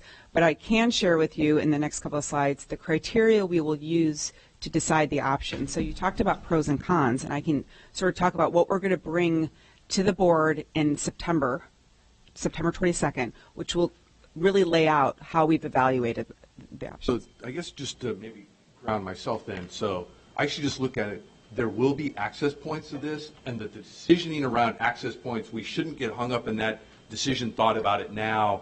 That's a future thing to do. It's just more, yes, you will be able to access. What we did learn with the first phase, even though you're not doing an underground station, is that we were able to move the project forward because we knew where the platform was, the integral parts of the BART infrastructure, but we really took some more time and designed the access around each of those stations, how the transit centers were laid out, how the bicycle facilities came in, all that was done. We were able to take a little more time and do that because the construction was contractors moving forward, and I think we finished the access planning maybe a year or so later, and those were separate contracts, and they were design bid build. We work closely with the cities, so those are things that can still sort of happen. We have to know where the portals are going to be, and that'll be a key. How are they getting into the stations, but how we access them, how we develop around it, what that will look like. We have a little bit more time. It's these key decisions on the construction of the tunnel and where the stations are going to be that are absolutely critical in moving that forward. And that seemed to work out well because it gave us a little more time to work with the cities and with the communities about how we would do that. That'll be good for you guys to make sure you clarify with us what are these the critical decisions we have to deal with now and not get hung up in some of the future decisioning stuff because there's just more input that's going to happen before we get to those. Thanks. Thank you. Before I call on the next person, we've been asked while our mics and all are doing fairly well in terms of for the people in the room, because we're webcasting, can I ask board members to please pull the mic up, get close. May sound loud to you, but we need it for the webcasting, okay? And so Director Davis, you're next. Thank you. Just picking up on Director Andrews' comments, I appreciate the conversation about Diridon Station, and given that it seems like BART is moving faster than some of the other projects, how are you guys planning to kind of build flexibility into the EIR so that if things change down the road, we don't have to do supplemental and hold up everything, because there are a lot of decisions that haven't been made at Diridon yet, and we want We want this to stay on track. Yeah, flexibility. So I would just focus on the red dashed area as our environmental envelope. That's the most critical. So we have environmentally cleared that whole area, and so working within that area, we have no issue with it. It won't be an issue. And so we've really created flexibility, and we learned that from phase one. And phase one, we sort of defined everything really, really rigidly. And then what happened was we kept on having to reevaluate. So in this document, we made sure we had a broader envelope to work in, and I think we've covered that for Dearborn. So thank you. I appreciate that. So given the red dash lines, does it include, or I can't tell from this, does it include the station right now, the station itself? Because if there's a possibility or a need for connecting with the other transit options, do we need to make sure that that building is part of the footprint? Yeah, that's a great question. That's one of the reasons why we're coordinating so heavily with our other partners, because the high-speed rail has a footprint for a station that's over the Caltrain tracks. In that sort of purplish area, you see the large area. We've identified it as a transit facility, which gives us some flexibility so that connection can be made. So it's really coordinating our environmental documents. Okay, thank you. Next, Director Yeager. No? That's okay. Oh, That's I'm sorry. Right. Go ahead, Director Perales. Look, strict, I'm like, whatever. You might have said what I'm going to say. Well, I just wanted to say thank you as well for some of my colleagues for pointing out that I don't think it is as clear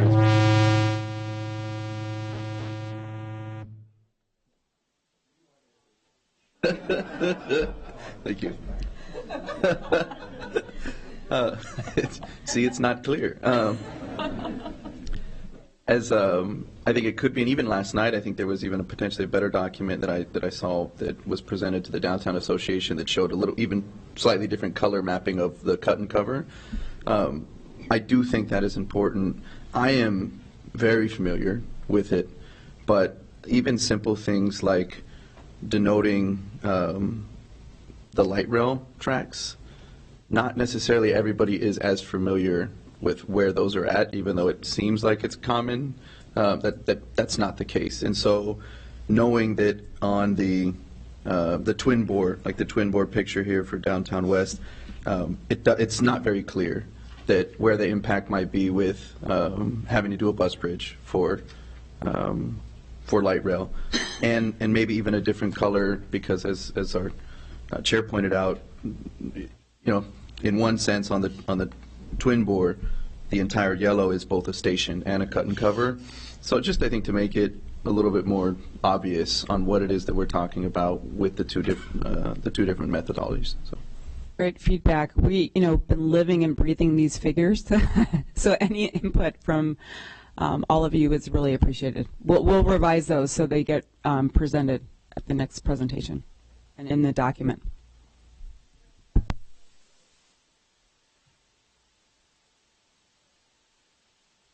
I'm afraid of it. So a couple things that I just wanted to say. First of all, this is really amazing amount of work that's already gone into this, so thank you for getting us this far. I do want to reinforce the point that Deb just raised about that envelope. I was nervous even as we began the EIR that the envelopes weren't big enough and frankly didn't acknowledge where we may see opportunities. That being said, I have two requests that I want to make, mostly for VTA, just as we think more broadly about how we have the conversation with the community. One is that when we look at the Dearborn Station in particular, and we're talking about it, even if we're talking about it related to BART, all the massive connections that are going to go in, we almost need to figure out a way to continue to as we express what the envelope is, all of the different partners that we're going to be working with. Because when you look at this and you think, okay, high-speed rail, BART, I thought it was interesting that folks forgot our light rail, not us, we didn't forget it, others, that we really are acknowledging all the integrations, including the airport. Because if as VTA is thinking about mobility is kind of our broadest goal, that the one thing that we know we're going to be running into is how we're going to make connections to the airport, the ingress and egress for buses. And I think the ingress and egress for buses, not only for our buses, but even our partner organizations like Greyhound and others that require us to think in some ways in a more multidimensional way to express the amount of interaction that's going to be happening at this station. Because for a couple of reasons, I think one, it'll help the public give us better input on what they see. I think the other is that mobility becomes really critical. And then the point you raised, which I think is so important, Layla, about there's so many access points that it's easy to sort of start to say, oh my gosh, like how are we going to connect all this? But your point about how we prioritize that, I think it will be clearer to people if people understand the inputs and they'll be able to give us better feedback about what that will look like. Thank you. Mayor Liccardo.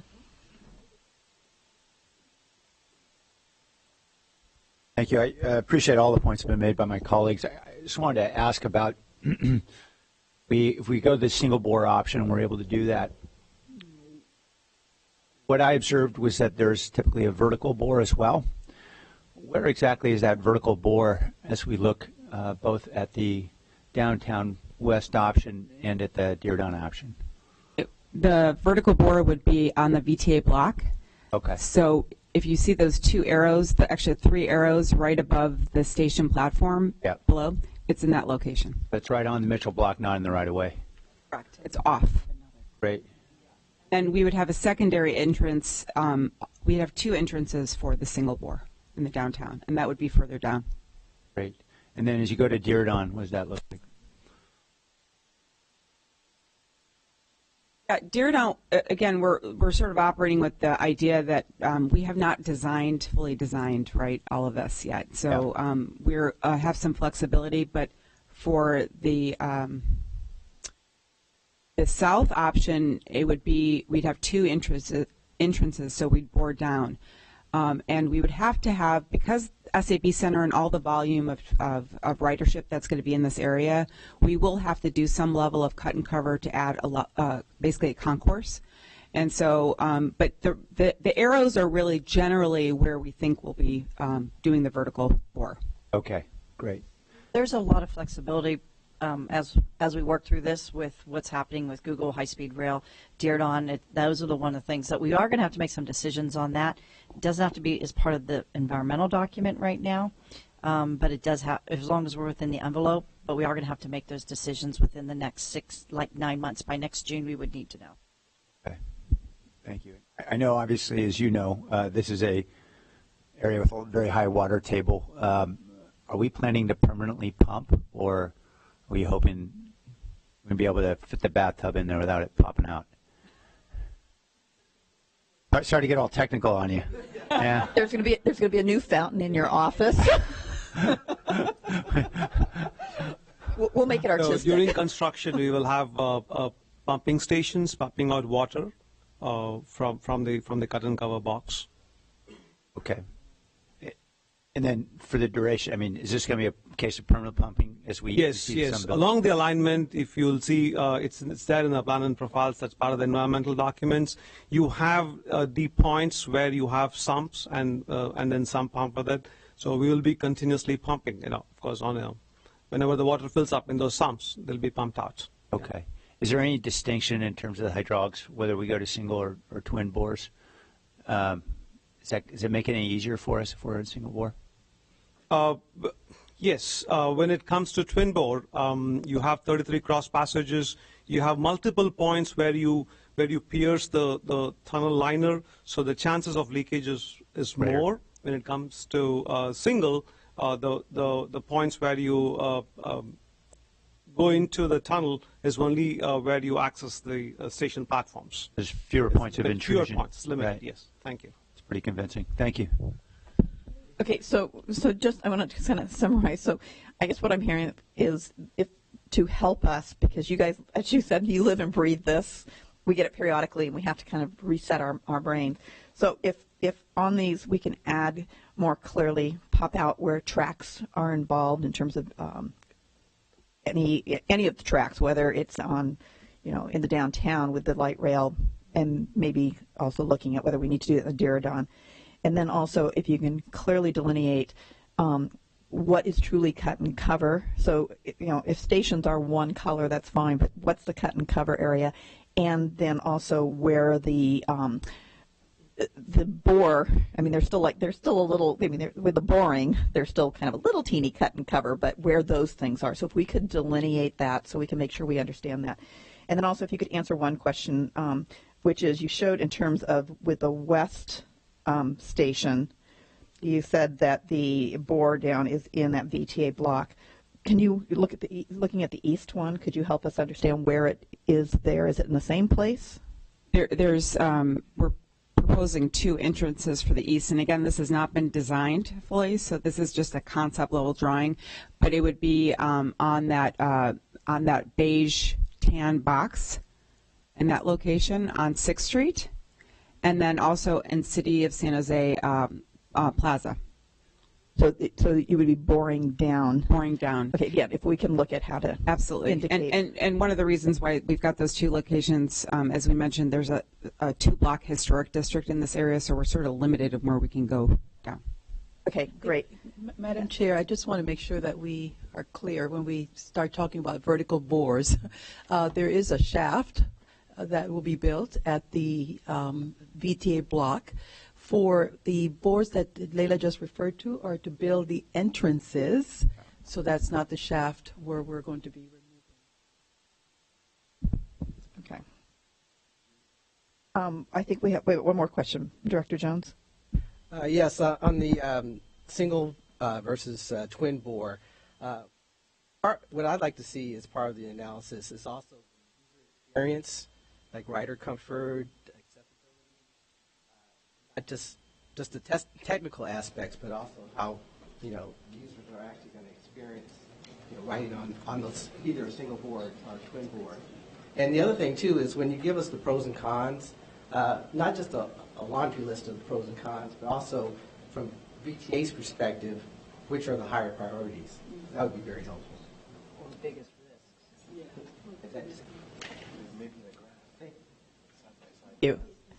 Okay, so are we good to first? Okay. Director Carr.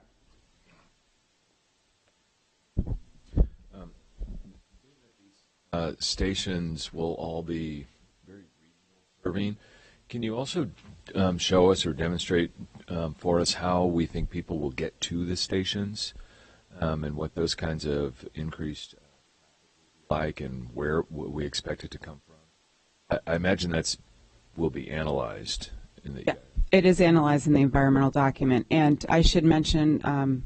It's a good question. At Alum Rock, we will have parking, so we're looking at that as sort of a park and ride location that people would come to with a car.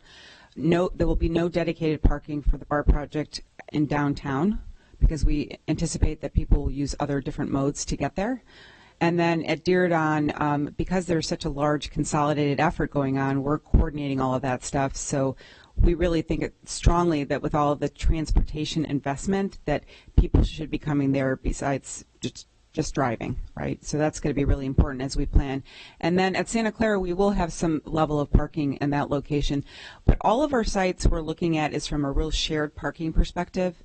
We are bringing transit here from doing a regional connection to try to make sure that people are using transit and coming there, not driving, if at all possible. But we also know the realities, and we are going to be able to provide some level of parking at some locations. So if I think about coming out of South County, it'd be great if I can ride Caltrain up and connect. Drive the. Yes. So will you be able to demonstrate for me basically how, which exits I'll be using, how I'll be moving back and forth, and what those demands will be like now on the freeway at those points?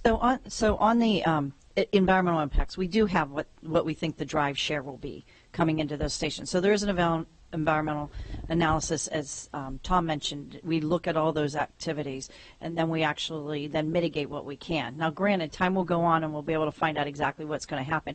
The one thing here, and we never really stop planning this until we're almost ready to put it into passenger service.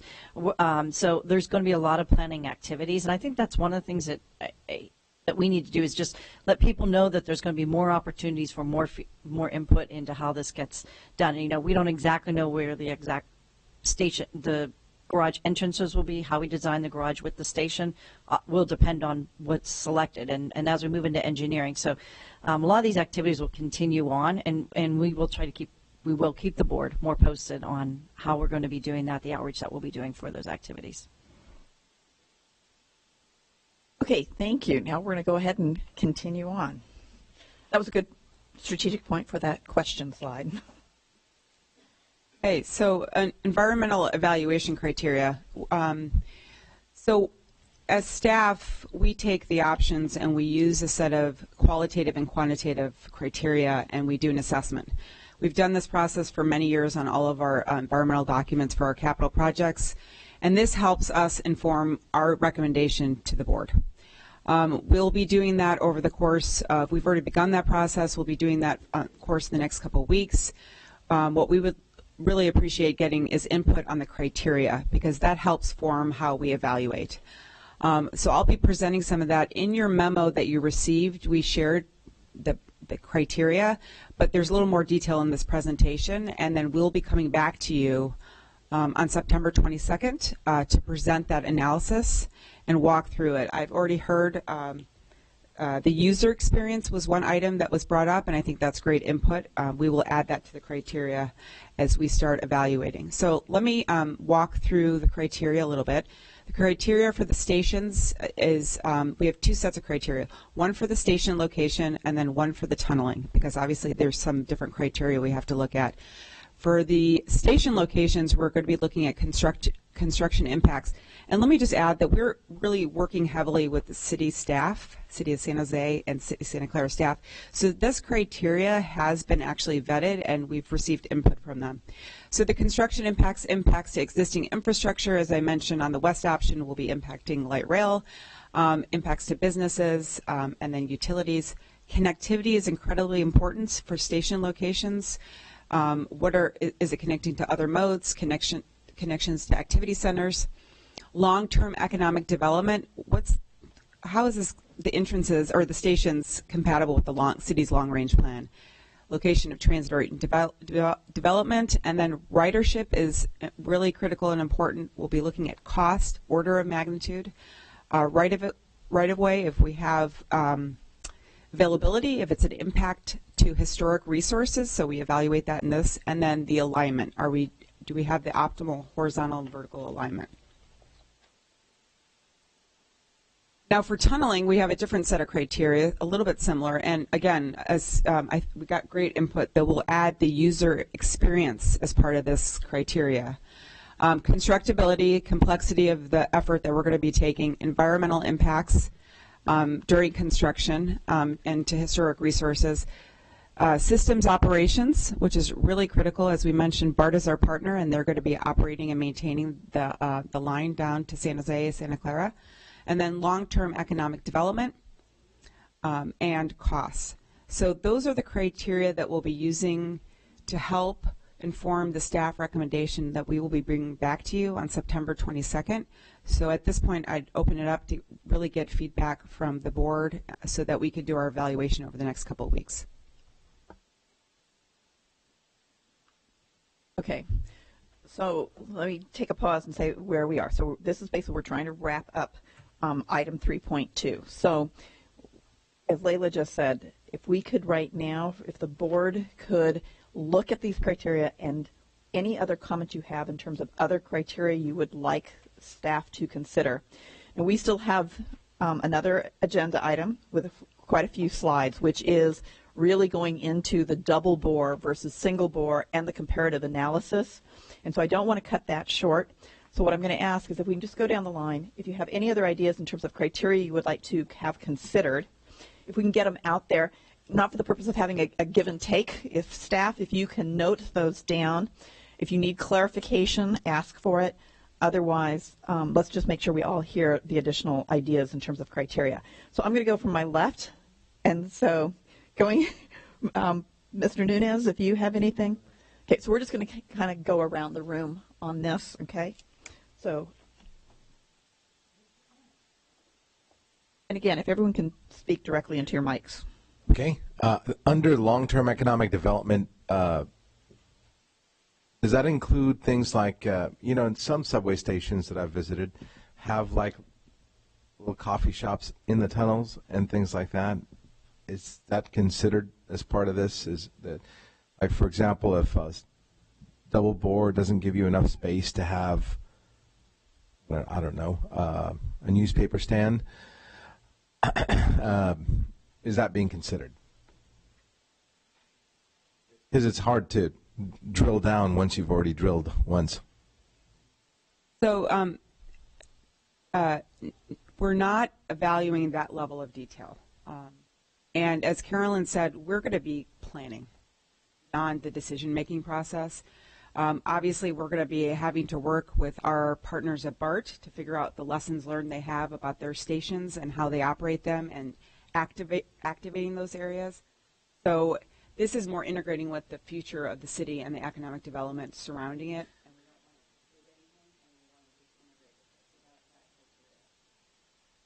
But I think transit-oriented joint development could, we can take a look at, for instance, a station entrance into a twin bore versus a station entrance that we would have off-site might allow for more development or more economic or some businesses that can be in that area. Yeah, so we can take a look at that as part of that as well. I'd love to see if BART can actually make money leasing some space potentially. That's the goal of the question that I'm proposing. Okay.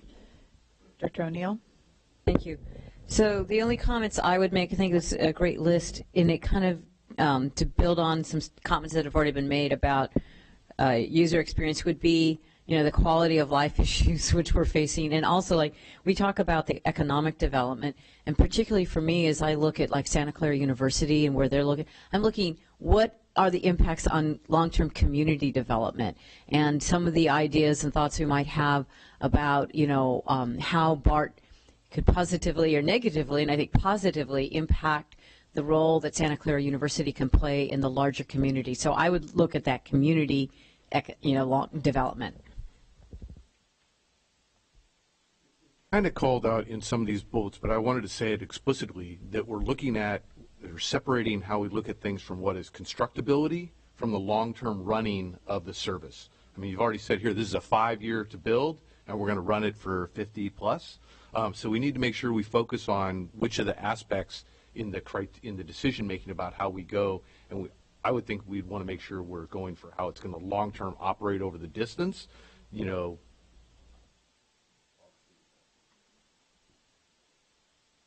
I already made my comment on what I'd like to see, so. I was looking for a timeline overlay, which I haven't seen so far. I don't know if you're bringing it up further. In the 5-year period, which portions will be impacted first? You have a staging and a construction, a staging and a construction. It's not that the entire area is going to be impacted at the same time for all the 5 years.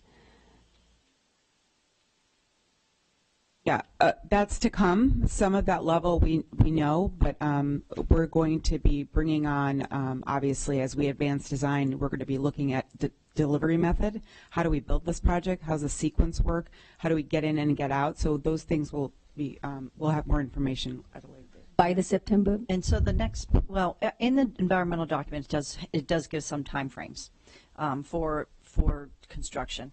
The next presentation, we'll actually talk about the twin bore and how that would work in terms of the actual impacts to the street. That's most of the focus. Then something that's an impact that's off street. So, thank you. I'll wait for that. I'm not sure the operations of a station is an issue as far as the location, but certainly we hear in the BART stations, but other stations that are deeply underground anywhere.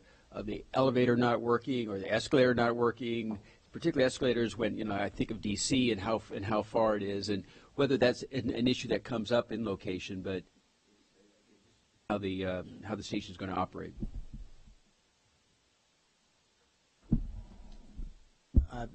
Actually, I had a question for our council. Rob, I know these are all very good suggestions, but I know what we're trying to do is create an environmental document here that's going to withstand legal challenge, and I know that CEQA defines what exactly is or is not a factor or criteria that we should study. Are we creating more problems for ourselves by expanding criteria beyond the scope of CEQA? I don't believe so. I think we're just giving direction to staff as to what should be considered. But both of these options are being considered in the environmental document. Which one they choose, I think, is a decision of the board. Both are being analyzed for their environmental impact, so we should be fine. So in the different environmental sections or the different areas, there is actually environmental impact criteria, how we measure an impact, and those we are consistent for the environmental document. Okay, and then so this we're not has more to do with the veering. criteria evaluating how we'll choose between options. Okay, got it. So we're not veering in terms of what got it. Okay, that's perfect. The only thing I just emphasize, there are 3 bullets that describe construction impacts. There's a lot packed in, particularly that second bullet around impacts of businesses, institutions, and key destinations. I would just want to know that we are clearly differentiating impacts to those businesses that have great flexibility, like say a Deloitte, a major employer that has employees that may or not even work downtown, even though they're stationed there, as opposed to a small restaurant that's going to be severely impacted by whether or not someone can get in that front door. I just want to make sure we're really bearing down on that distinction.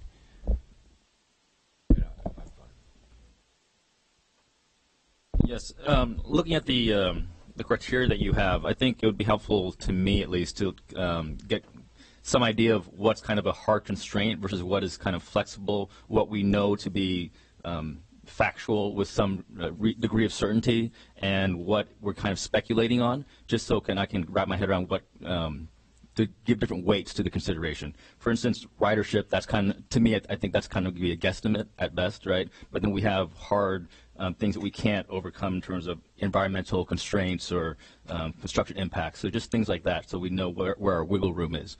Also, I think in terms of the city's long-term planning, Phase 2 will affect San Jose and Santa Clara.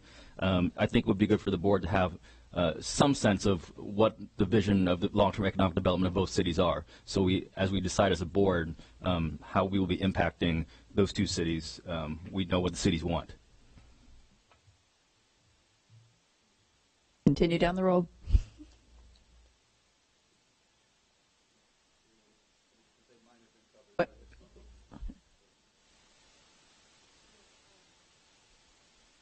I was just going to add that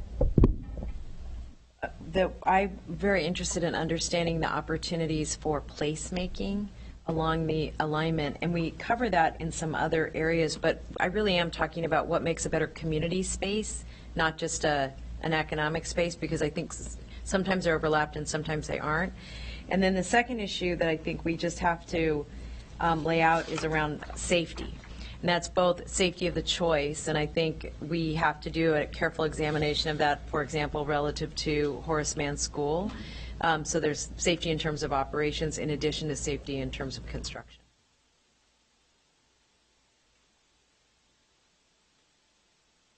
Okay, before I open it up to public comments again, in this, if you go back to where we started this presentation, what comes before us October 5th when we make a decision, there are a couple of forks in the road. And so, again, one is around the tunneling technology, another one regarding station locations, such as the downtown, the east versus the west, the Diridon, the north versus south, et cetera. So when we were talking about the criteria, think about the criteria that as decision makers that we're going to want to understand as we pick those options. Again, this is an iterative process here, so what we're trying to do is get this officially on books, this whole march, okay, versus all the other decisions that have to be made down the road as we actually do true design and such. So if you have, this is not your one and only opportunity. If you have other ideas after you walk out of here and you go back and saying, what's going to be important for me to understand choosing a single bore versus a double bore, an east versus a west, et cetera, get that information through the board secretary's office so that it gets to the team, so it's not our one and only opportunity. Now, with that, what I'd like to do is we do have some public speakers on this item, and so we have 4 public speakers. If you can keep your comments to 2 minutes, I'd appreciate that. We have Chloe Very, Darren Jost, Roland LeBron, and David Vieira. And if you can just line up, and we'll take you in whatever order. Just identify yourself when you come up to the microphone.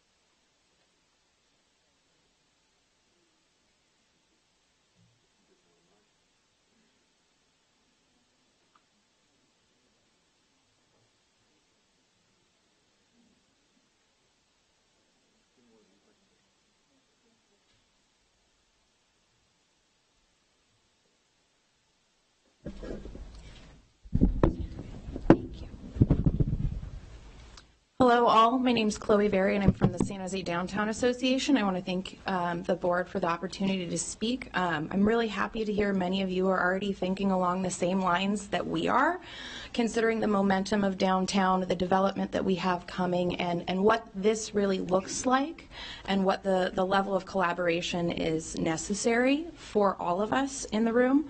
And that you're thinking of our downtown historic district, a nationally registered historic district, not just the Bank of Italy building, but many of our smaller scale buildings along Santa Clara and adjacent streets. And really what is our core is advocating for our members, and we come from a large scale transit project. Some of you maybe remember when we started, when light rail came through downtown in the late 80s. But we're really looking at our small businesses along the Santa Clara corridor and what those impacts are to them. Many of them are immigrant-owned businesses. Many of them have heard a lot about BART over the years, and it's not really real until it's here. So having a strong construction coordination between all parties is really going to be key for us, and we're happy to hear that staff is already planning to have that increase as we move forward with this project. And we're happy that BART is finally coming to downtown San Jose and is going to be what we need to see this momentum go forward. Thank you.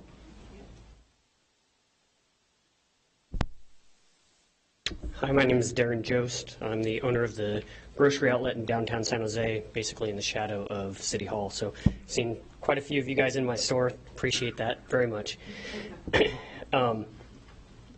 Thank you for hosting the workshop. Always good to get an opportunity to speak. We at the store are very excited to have BART come to downtown. Me personally, I can't wait to see it and actually use it. I'm here today to express my support as a small business owner and lifelong San Jose resident for the West option.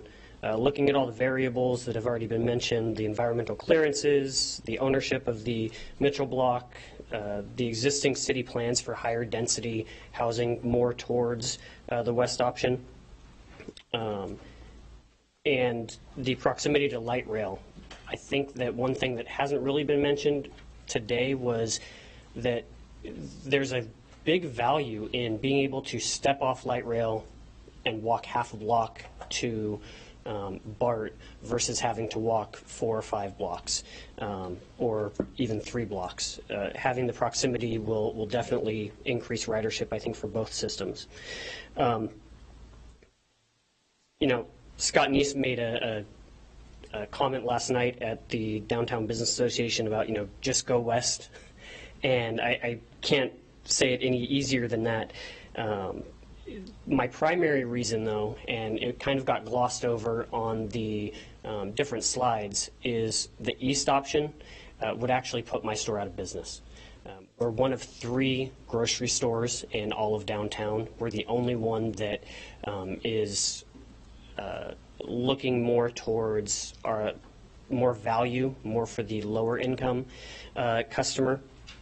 And the current projections or the current maps for the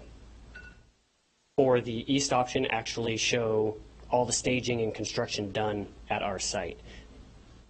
Thank you. Thank you. I will have one more speaker on here, sorry, and that's Howard Miller. Thank you. So 2 quick comments. The first one that really surprised me is what to do with the spoils, and somehow we're going to truck them, and that really doesn't jive. We've got 4 Union Pacific tracks there. As soon as we're going to get a 5th, it's very simple. You just basically, that stuff goes away by rail. And then the question is what you do with it. In London, we actually created a 1,500-acre artificial island in the estuary of the Thames River. And what we could probably do here is basically take all this stuff by rail to Alviso and probably do some mitigation for all the issues that we have got up there. Now, the other thing, and I'll come back with this in more details the next item, is this premise somehow that twin bore mandates cut and cover, and that is absolutely false. And the issue here has to do with station construction and how it's done.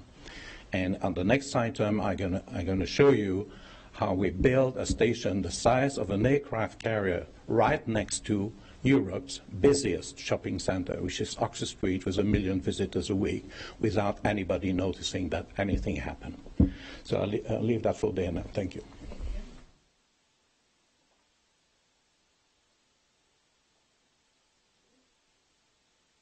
Good morning, Chair Bruins and board members. My name is David Vieira. Earlier this year, the City of San Jose Department of Transportation won a grant to do a multimodal transportation study around the 28th Street Little Portugal BART station. And I was wondering how VTA will, or if VTA will, and how will VTA, if so, participate with the City of San Jose in that multimodal transportation study around the 28th Street Little Portugal station. And yes, I am lobbying for the name Little Portugal as that station name, in case you were wondering. Thank you. And you know what, we'll have a staff member get back to you, Mr. Vieira. And Mr. Miller. I was going to speak on the next item, but I think my comments are probably more relevant to this one. First, you know, I looked around the world to figure out what would be the most equivalent project to what we're doing, and you guys have probably all seen it. I'm going with the London Underground project, the Crossrail project, and the project has one advantage with the public, which is PBS did a whole show on that project, and they addressed the issues of the historic buildings, they address the districts. Their tunnel's twice as long, it's 20'4", same boring technology. It'll seem very familiar when you look at our twin tunnel project, but if people haven't seen it, that's the October 2016. It's on PBS, you can Google it. You can also Google Crossrail. I think the Wikipedia page covers a lot of the issues with businesses and other social impacts with all the links. So it's a good primer for a project that would be very similar to ours. And it took them 10 years, and I know we can get it done in less. On the criteria, I have a couple of concerns just looking at some of the project. I've been at Dearborn Station 20 times a year for the last 10 years, and we drive there to get there. There's no other convenient way from my city. I worry about the expansive staging areas. I worry about some of the, cut and cover and the impacts that'll have in the areas. And I worry about the usability of the ultimate solutions. I have no answer. I have no recommendation, because that's what you guys are all set up to do. But I just want to say the impacts of building this system are going to be huge. Shutting down light rail for 18 months and putting a bus bridge in seems like a huge problem. Shutting down Dearborn Station effectively by eliminating everything around it seems like a problem. So I don't know how the construction plans work out to really mitigate those, but it's a big project. It's an important project. I look forward to it being done, but boy, make choices that minimize some of those impacts. And check out the video and let the public know, because it really matches what we're doing. Great. Thank you. Thank you, all your speakers, for your patience and giving us some good information here. Now we're going to take us to item 3.3, which is to discuss the steps to the tunnel methodology decision. Again, so what's going to happen here is this is where we're going to get into the 2 different tunneling methodologies. We're going to go through the twin bore, the double bore first, okay? We're stop for questions. If you can keep your questions to the double bore, okay? Then we're going to go to the single bore, and at that point, questions about the single bore, and then whatever questions that come as a result of hearing both of these methodologies. Okay, so take it away, staff. Carolyn and Krishna? Yes. So I'm just going to give a little bit of the history. So Chairperson Rubens actually did a great job in explaining a little bit about how we're going to do this presentation right now. And let's just give a little bit of the engineering history, because this is a shift since we're looking at a different tunneling methodology. We originally, after 2001, we executed the agreement with BART. We moved into the conceptual engineering phase. That was when we had gotten into the New Starts program with the federal government. And we did that phase for the full 16 miles between 2002 and 2004. We just continued into the 65% engineering phase, which is 2004 to 2008. So most cases, maybe not the stations, we're pretty much at 65%. Christian can talk a little bit, but the tunneling section for twin bore was at a higher level, to the level that we had already pretty much designed the tunnel boring machine and the tunnel liners and what we wanted, and we're ready for procurement potentially of those. But what we started to look at is that what we ended up doing was, as I mentioned earlier, was phasing the implementation. So we sort of put this side on hold. So there's been this next 6 miles on hold. So I just want to have us update from there on, from 2008 and on, what actually has been happening and why we're taking another look at another tunneling methodology. So I'm going to turn over to Krishna Davi. He's been really sort of the engineering program manager in terms of supporting this effort in this phase of project development. Thanks, Carolyn. Good morning, board members. Since 2008, since the time we finished our designs, we put the phase 2 design on hold. There have been quite a few changes. I'll list them. We have to consider them before restarting engineering activities for the last 6 months of the extension. Number one, codes and standards have evolved. United States Geological Survey has new information concerning the Silver Creek Fault. And this information may impact the designs that we have completed. And Carolyn just mentioned we finished up to 95% engineering, so we will have to reopen that to check, to see if the new information will impact those designs that we had completed. Number two, BART facility standards have been updated. Number three, we have made changes to the alignment to reflect development along the alignment. Number four, as has been mentioned before multiple times, the tunneling technology has evolved. So the industry has successfully implemented large bore tunnels around the world. So in 2014, we renewed efforts with the construction of the first 10 miles underway. We renewed efforts for planning for phase 2.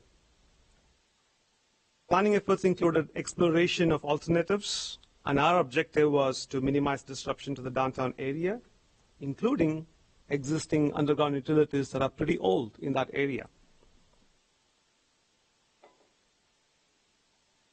The next slide here, here is a photograph of a tunnel boring machine. The machine here to the left excavates circular tunnels through a variety of strata. And on the right is the general arrangement of a tunnel boring machine. The white screw conveyor moves the muck that's cut by the cutter head. And then you have a belt conveyor behind the screw conveyor that moves the muck for disposal. And again, this is a general arrangement. Next slide, you have a typical cross-section of a single bore. You see the platforms. The platforms are stacked. This is a picture from Barcelona. It's the only underground transit system with station within the tunnel. Of course, there are a lot of large tunnels built around the world, but they are there for different applications. And on the bottom is a typical twin bore. This is what BART has, and this is what we had designed to earlier.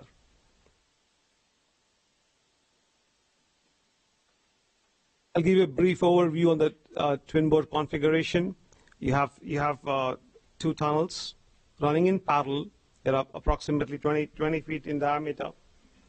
And they run side by side, and they'll be built via the tunnel boring machine. So, construction of cross passages. Cross passages are needed in the event there's an emergency for patrons to move from the tunnel that's where the event is to the tunnel that's safer.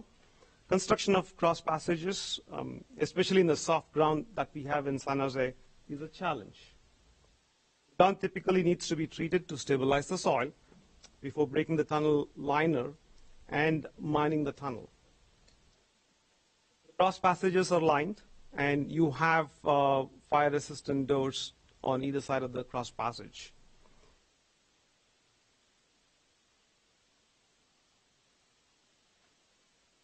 So this is a picture of a cross passage under construction.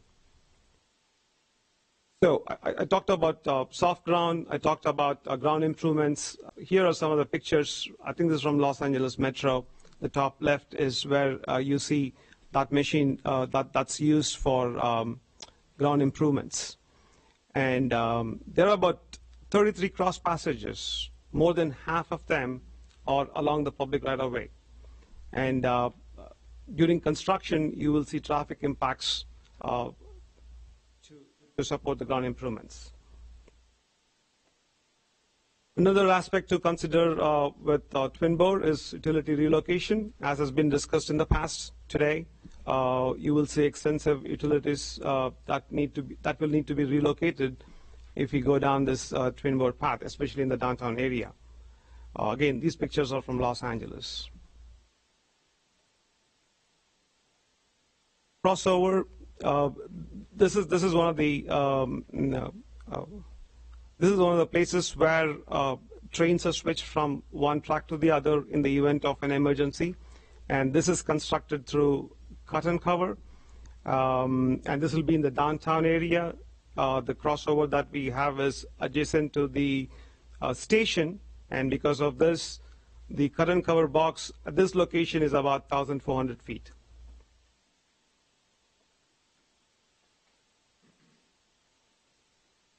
Going through very fast because I have less than an hour and I have about 50 slides to cover. So,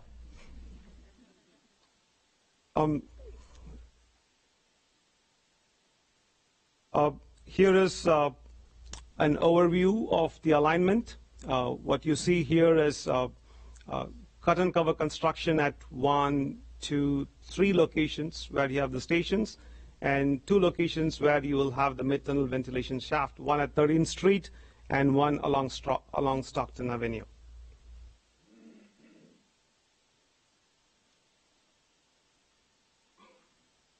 So the length of the cut and cover box for a typical station is about 900 feet, one at Alum Rock and one at Diridon.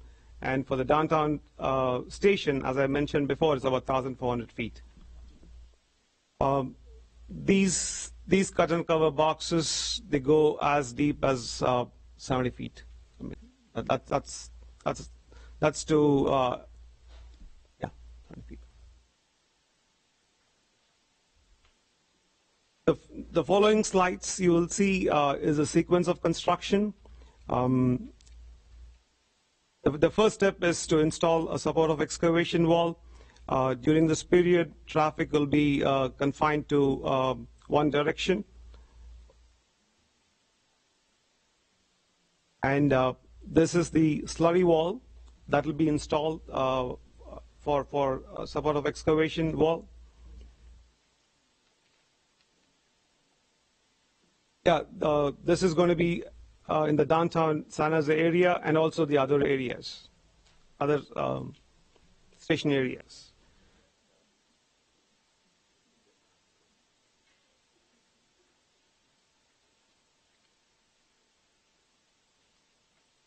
So after completion of supportive excavation wall, there will be excavation for soil for about 15-20 feet before the street is decked and traffic is allowed back.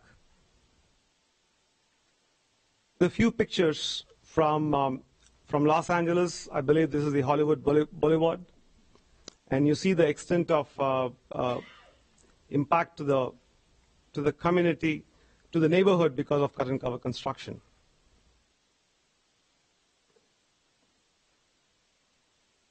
So after decking is completed, excavation continues below the decked roadway. This is a picture from, again, I believe Los Angeles, where you see the street decked above and excavation continues. Yeah, and to the top you see utilities that are hung from the road decks.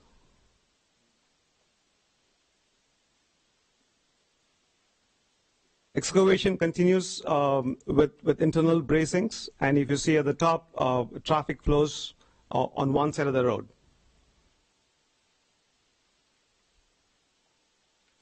To your right is the decked street with traffic flowing, and to your left you will see construction continues below the decked street.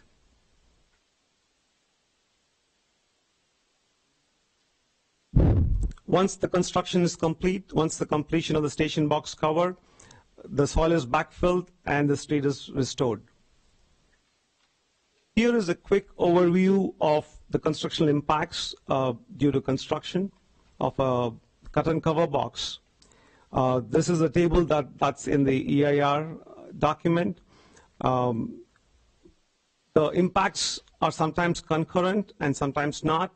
The sequence of impacts will be established by the contractor. You see what starts off at the beginning is the advanced utility relocation. The duration of construction is about 16 to 24 months. That's followed by support of excavation wall, and there are some concurrent activities going on during this period. Support of excavation is from 12 to 18 months, and then you have decking installation. The station box excavation takes about a year to year and a half, followed by tunnel boring machine removal that takes about 2 to 4 weeks. And this tunnel boring machine removal is based on an approach that was adopted during the 65% engineering phase. This may or may not happen, and this depends on the sequence that the contractor adopts.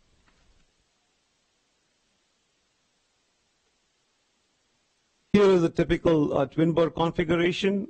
The station is about 55 feet from the ground.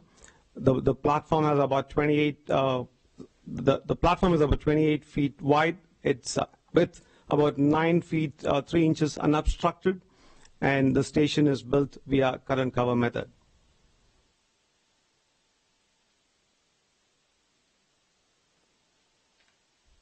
Another view of a cut and cover station box. To summarize, we have approximately 20 feet diameter tunnels, the two of them, and each tunnel acting as a trackway. The stations are built by cut and cover method. There are 3 underground stations and 2 mid-tunnel ventilation structures with 1 crossover. There are 33 cross passages, and this approach involves extensive utility relocation at the 5 cut and cover locations within the public right-of-way. Okay. Can turn on your lights if you want to ask a question, because that way I can kind of keep an eye. But Mayor Liccardo, you're first. Thanks. The boring machine will work better than this, but there it goes. It's on. Great. So when we're applying for the full funding grant agreement, we know that this team has been working very hard with the FTA for many years to sort of line us up. The last presidential election I know didn't help, but as we assess our likelihood of securing the FFGA in as early a round as possible, does our selection have any impact? That is, our selection of this twin bore or single bore have any impact on how the FTA is going to view this project? We've briefed the FTA. We've gone up and done a briefing with them, particularly when we were adding it to the environmental document. So we have met with FTA, and they were wanted us to include it in the document. That was for sure, and that we would continue to look at. We haven't seen. I think a lot of this comes down to the risk assessment and understanding that this has only been done in, large tunnels are not really the issue, and in this ground it would work. I think it's really making sure the things that are going to matter to them is, have you done an appropriate risk assessment and what they feel that you've assessed the right risk. The other is your technical capability and capacity. So do you have a team that can deliver this project? Those will be their two key criteria. That's what they use on all their projects, and that is sort of one of the things they'll take a look at.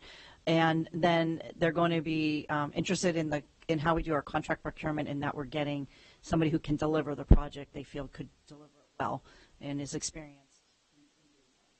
So I think that would be the areas. If we do twin bore, there's a lot of companies that have done it. They have a lot of experience, but they also have had a lot of issues with tunnel construction in general, and that's why they want us to build a lot of risk into that as well. Okay. And, I remember going up to Seattle about a decade ago, and we looked at their TBM machine and got to crawl down in there and check it all out. And I remember Jack, I'm trying to remember Jack's last name. Collins. Thank you, Collins, yes. I remember what he kept emphasizing was all the risk was in the cross passages. That's where the risk is to the workers. That's where the risk is for, in terms of soil stability and cost of construction and all those things. Is that something we'll be able to emphasize, particularly to our friends at BART and FTA? So maybe Dennis, you want to answer that? The process of applying for a flooding grant agreement, all of the requisite risks associated with either option are examined. They're accumulated. There's a statistical analysis of their likelihood, and it's derived into a risk cost that needs to be included in the project budget. There's also a risk time that needs to be included into the project schedule. Either option will go through that process in some way. With regard to the cross passages, as Krishna pointed out, each one of them requires a penetration in each of the parallel tunnels. Each of them will require some ground improvement from the surface principally, which is drilling down and grouting, jet grouting in between the tunnels, so that when you open the tunnel interface to the ground, it's improved by grout. Each one of those creates a long-term risk of water intrusion, which is not manifest in the single bore. They have different issues at the stations for the single bore, but that's generally it. That's something we'll be able to, I hope, persuasively assert should this panel decide that's the direction we're going. I hope we can emphasize that to our friends at FTA. I guess the last question was, I know that leadership of BART is particularly concerned or expressed some concern about the capacity of small platforms for folks who may be waiting. And I know that we have constraints in the frequency of BART trains by virtue of what can get through or under the bay. And so we don't have the luxury they might have in Barcelona, running trains at such a frequency that we don't need a lot of waiting area. Have we had a very clear sense of sort of what the capacity will be in terms of waiting? And so that's will be one of the engineering analysis. We are looking at different options. I think Leila mentioned it earlier. Krishna could speak to this a little bit. So, for example, at Deardawn, where you might have an event letting out, which they have at many of theirs, and that's why we're looking at a larger mezzanine waiting area and doing a cut and cover in that area, which we could do for just the platform. As for, we are constrained with the twin bore and the width of the platforms just because we're going close building face to building face, so we only have really the width of Santa Clara, and even that might be intruding on some of the basements and the mapped that as well as we can, the engineering team. So we'll be bringing on board, we'll be doing that, but it is something that we are more a little constrained in the downtown San Jose and the ability to where people are held, I guess, until they get to a platform. Do you want to? regardless of which option, we're pretty constrained on platforms. Yeah, but when it comes to Diridon and Alum Rock, we have considered a concourse that, especially for Diridon, which could take the surge, and then you can manage people moving into those platforms. Thank you. Just real quick. So some of these issues that the mayor just raised, are they going to be factored into this criteria? And so when we're going to be making that decision, when you start looking at the pros and cons, are we going to see like side by side in terms of some of these issues? Maybe I don't want to answer the question. If we could, it would be beneficial. Let me do it that way. I think the operational considerations are definitely going to be considered. Okay. Director Hendricks. So since it was a full funding agreement was mentioned, I'll just ask. I don't need precision, but is there a significant difference between in the price and the cost of single bore versus the dual bore? So from the analysis that we have seen so far, I can tell you that the base cost appears to be lower for the single bore. But considering the fact that we have not developed the designs for single bore as extensively as we have for the twin bore, the uncertainties associated with the base cost is subject to addition of more contingencies. So if you add uncertainties, you will see the twin slightly expensive and single slightly expensive when compared to twin. But these uncertainties go away potentially as you do more design. Okay, thank you. Ayanatha. Thank you so much. So again, pros and cons. You talked about risk assessment. Does that, I'm assuming these are natural risks. How about the man-made security risks? Do we have a pro and con between twin and single for the human factor for helping the people who are already in the platform evacuate safely? Whether it is single bore or twin bore, we have standards that we need to follow. We can't compromise on them. So both single and twin will be designed to those standards. Case in point is NFPA 130, which talks about ventilation. We have to follow those guidelines. And CPUC reviews and weighs in before approving for construction. So, Association. And they will give us very clear direction, because that's very important to me. Because to make that decision between single bore and double bore, that's a factor of consideration. I'll cover part of that in the single bore presentation, but I can tell you this much, that the guidelines are there. We have to prove that we meet those guidelines. We use computer simulations to prove, and that's reviewed before we go into construction. Thank you. Questions? Okay, I do have one, again, with the spirit of trying to keep it just to the twin bore. In terms of, if you can go back to the ground improvement slide, so I think that's 63. When you talk about ground improvement, is this something unique to the double bore, and is this really about ground stabilization? Maybe a little description of what this really is. Soil stabilization is not just unique to twin bore. We show that here because we have extensive cut and cover, we have cross passage construction, so we will need to improve the ground. Does not mean that in single bore we don't have cut and cover. We do have, but that is off street. Okay. And then in terms of utility relocation, so with twin bore, clearly you have cut and cover, which clearly now deals with heavy-duty utility relocation. But in terms of where you don't have the cut and cover, where you're just boring underneath, is there any more or less utility relocation just where the tunnel is, again, without not the cut and cover? No, I don't believe so. Okay, so it basically is equal at that point. Okay. And then one last one on slide 78, when you have the that table and talk about durations, is this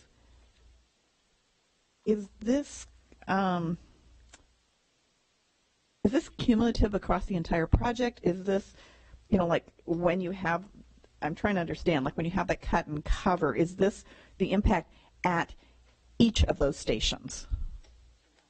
This is just looking at the downtown. So Yeah, the table that you see there is for downtown because that's where you have extensive relocation of utilities. Okay, so that's the major impact. Okay. But all the other activities are same for all the stations. Okay, then let's go ahead and move on to the single bore configuration.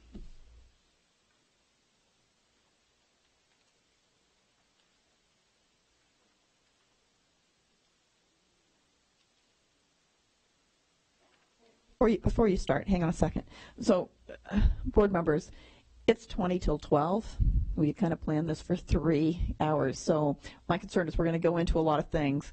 So I guess maybe can I get an understanding of our ability to go later, what our tolerance is for going later? Anybody have to leave at 12 o'clock sharp? Okay. We have okay, so we're going to try and, Krishna, if you could do what you just did, if you could move through the presentation somewhat quickly, and then we'll see what we can do in terms of the questions and such. This slide is, on the right is a picture from Barcelona. Barcelona Line 9 is the only transit system with station platform within the tunnel. This configuration has 2 independent trackways with one board, within one board, but separated by a wall or a slab. Since the platforms, crossovers, and cross passages are all within the tunnel, there is minimal disruption to the neighborhood. And most importantly, there is minimal impacts to existing utilities. Here's the background on the single board analysis that we have done so far. The single board configuration was found to be feasible after a joint review with BART. This was in 2015. Further technical analysis based on design criteria developed with BART confirmed the feasibility. In this analysis, the technical studies that we did in 2016, the tunnel diameter was established, the alignment, both horizontal and vertical, developed to a conceptual level. Most importantly, a ventilation system conforming to safety standards established by the National Fire Protection Association and applicable BART standards was developed. The tunnel and station configuration were reviewed for emergency egress. The configuration developed met applicable national, state, and BART safety standards. A comparative analysis of the 2 tunneling options is underway. The single board configuration developed for the BART extension has the trackway in 3 distinct arrangements: side by side, transition, and stacked. Now, first side by side arrangement. If you see here, to your right, as the alignment approaches south, it's in a side by side configuration. And this is the configuration that BART is very familiar with. And you see the side-by-side configuration between stations and as the trains exit the west portal. The next is crossover. At the crossover location, again, the tracks are in a side-by-side configuration. Again, we wanted to make sure that the crossover configuration is very similar to what BART currently has. That makes them they're very familiar with the operation in this configuration, and we decided to keep it this way in our preliminary technical studies. Next, we go on to track configuration at station location. If you see here, the platforms are stacked, and the platforms are stacked at this location, and between the stacked configuration and I'll go back to the previous slide, and the side-by-side configuration, there is a section that's in yellow where the trackway transitions from being side-by-side to stacked. Here is a concept that we developed for the downtown station. And if you see the station box to the right is within the VTA block, the previously Mitchell block. And this cut and cover construction houses fare gates, the vertical circulation elements, and the connection between the tunnel and the station box is via a circular guideway, a circular what we call adits. And one of the ways of doing this is through ground freezing. And we'll be exploring this more as we as we get into engineering.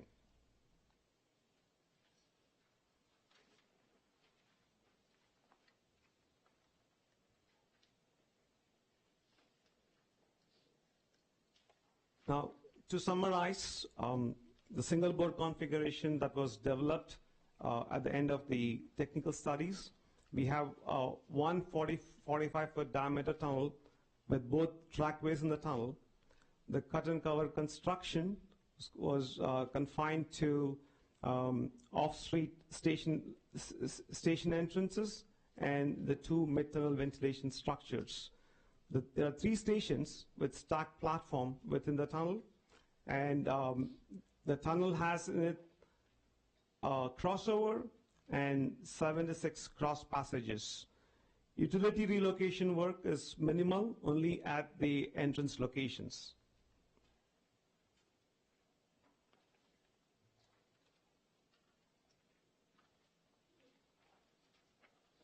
The single bore, the technical study, based on the study criteria developed with BART, shows that the single bore configuration is feasible, it's safe, and it is compliant with applicable standards. I'm going to defer. I'm going to switch us up. Could you continue on? Because based on the questions that most of us have up here, it really deals with the comparative stuff. So if you can cover the comparative, and then we'll do the questions. Is that okay? Just keep going. To begin the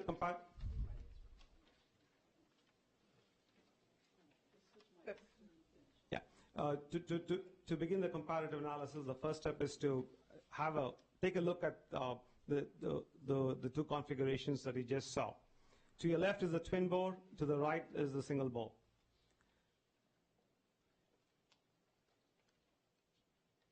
The comparative analysis will evaluate cost, schedule, and performance of the two options. The consultant, Aldia Services, has met with BART. We had several work sessions with subject matter experts from various BART departments.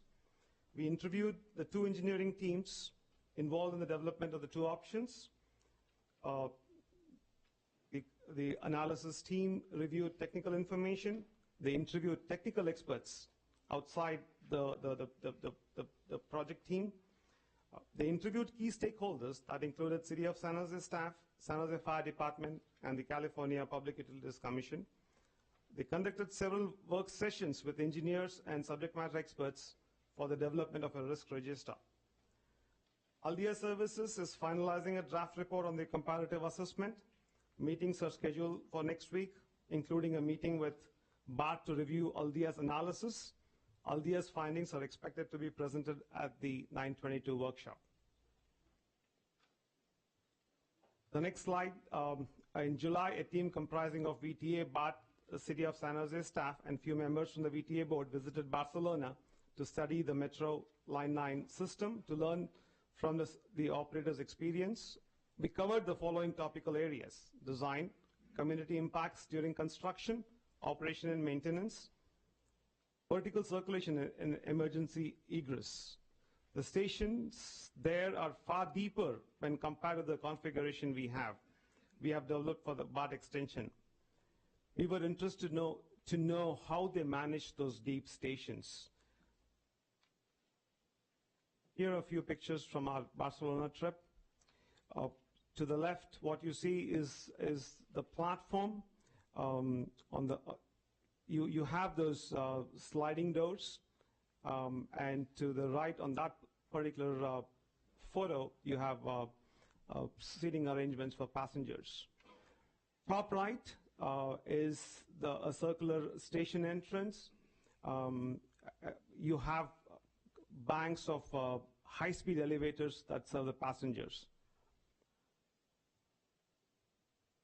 Can you go back 1 second? I just want to make one comment on that, just so that those that did not go to Barcelona, that left slide, those doors, those screen doors, that is not that's not a train behind it. That is the doors on the platform. So the train is on to the left of what those doors that you see.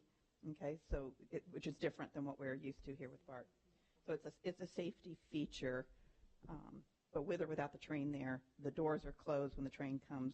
Train doors and the safety screen doors open up. One thing about Barcelona to let you know is that it's automated, so there's no driver on this extension of their line. So it's an automated system, and the platform doors are there for safety, and then the doors open and you can enter the train. Very similar as if on certain airport people mover contact. So. Yeah, and yeah, we did mention they are much deeper in Barcelona. The one where you see the high-speed elevator bank, that's the deepest station.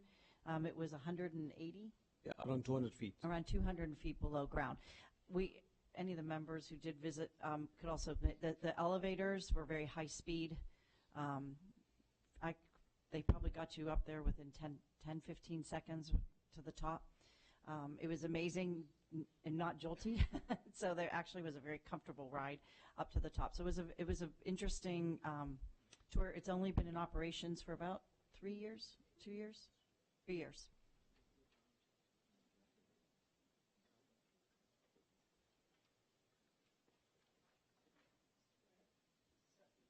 So just to conclude on the steps to the tunneling methodology decision, and one of them was, as Krishna mentioned, was a lot of the discussions on how we move forward and really looking at the single bore and making sure it's a viable option for you to consider here today or at the October board meeting. So the first thing we did was, what's the analysis? Is single bore a potential? Then we went and did the technical studies based on concerns or I guess considerations we wanted to hear, primarily working with BART. We developed that scope of services heavily related to the size of the tunnel, what would be the access and egress and emergency processes, as well as ventilation. So we did those studies as well, and that was where we did some of the simulation that was talked about, some of the analysis that we use using the NFPA 130 standards.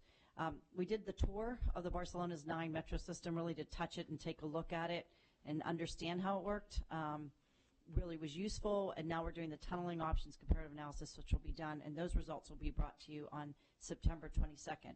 We continue to have dialogue with the City of San Jose and with BART on the two methodologies, so we're hope to bring you we're planning on bringing you a recommendation, at least a draft staff recommendation at the September workshop, with a final staff recommendation at the board meeting in October. Okay, so we're going to open it up to questions, but again, I want to remind you that the comparative analysis is what's being done now. That will be completed and brought to us at our next workshop, and so that's when we will get down to that nitty-gritty in terms of looking at things more side by side. Okay, so what I'm going to do is open it up to questions, and Director Hendricks, you get to go first. Yeah, if I'm understanding everything that was said and some of the questions that Mayor Ricardo asked before he left, I was originally thinking here is dual bore, single bore, and a single bore really a viable technology. And you're saying single bore is used lots of different places around the world of this size. It is for transit only once, but for highway they have it in other locations. They have it for water, so it's let me get to what it sounds like. What the key part of this is single bore with a platform. And is the platform going to be large enough to handle the crowd and the facility and being able to move her? Is that really what the question is? Is that trying to get the platform and the trains within the single bore? I'm trying to understand what's the issue. For us is could we design it to meet all the applicable standards, and that includes the platform width and be able for emergency egress or in terms of an emergency.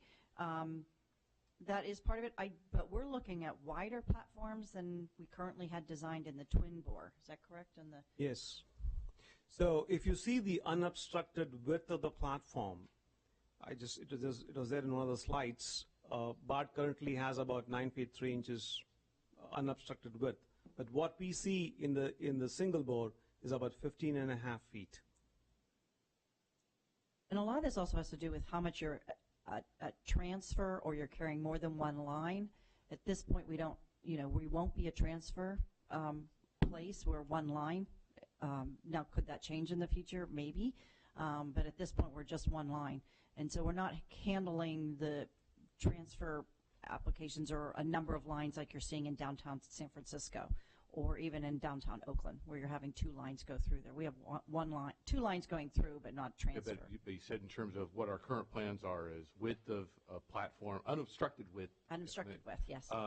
Is wider in the single bore than the dual bore. So even if you ran into those other questions here, we're already planning for more space than less. Definitely in the downtown, that's true. Yeah, let me add a little bit of clarification on that. So when Mayor Liccardo raised the issue, when we were in Barcelona, so a single bore, we still are defining how wide that bore is, and it's different. It's not necessarily the exact same thing as in Barcelona, okay?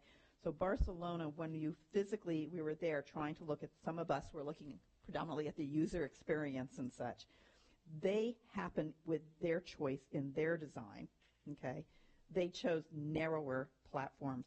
We are in ours needing to meet BART's standard and or exceed BART's standard, and when you factor in whether we are moving just people, which is what their Line 9 does, or whether we also have that whole event thing where you have that sudden flood of people, which becomes a safety issue. So I don't know if that adds any clarification to this. And we have to let you know, one of the things during the technical studies was actually to size the bore. So we optimized it sort of based on the ridership as well. So it gave us some flexibility. We could go larger.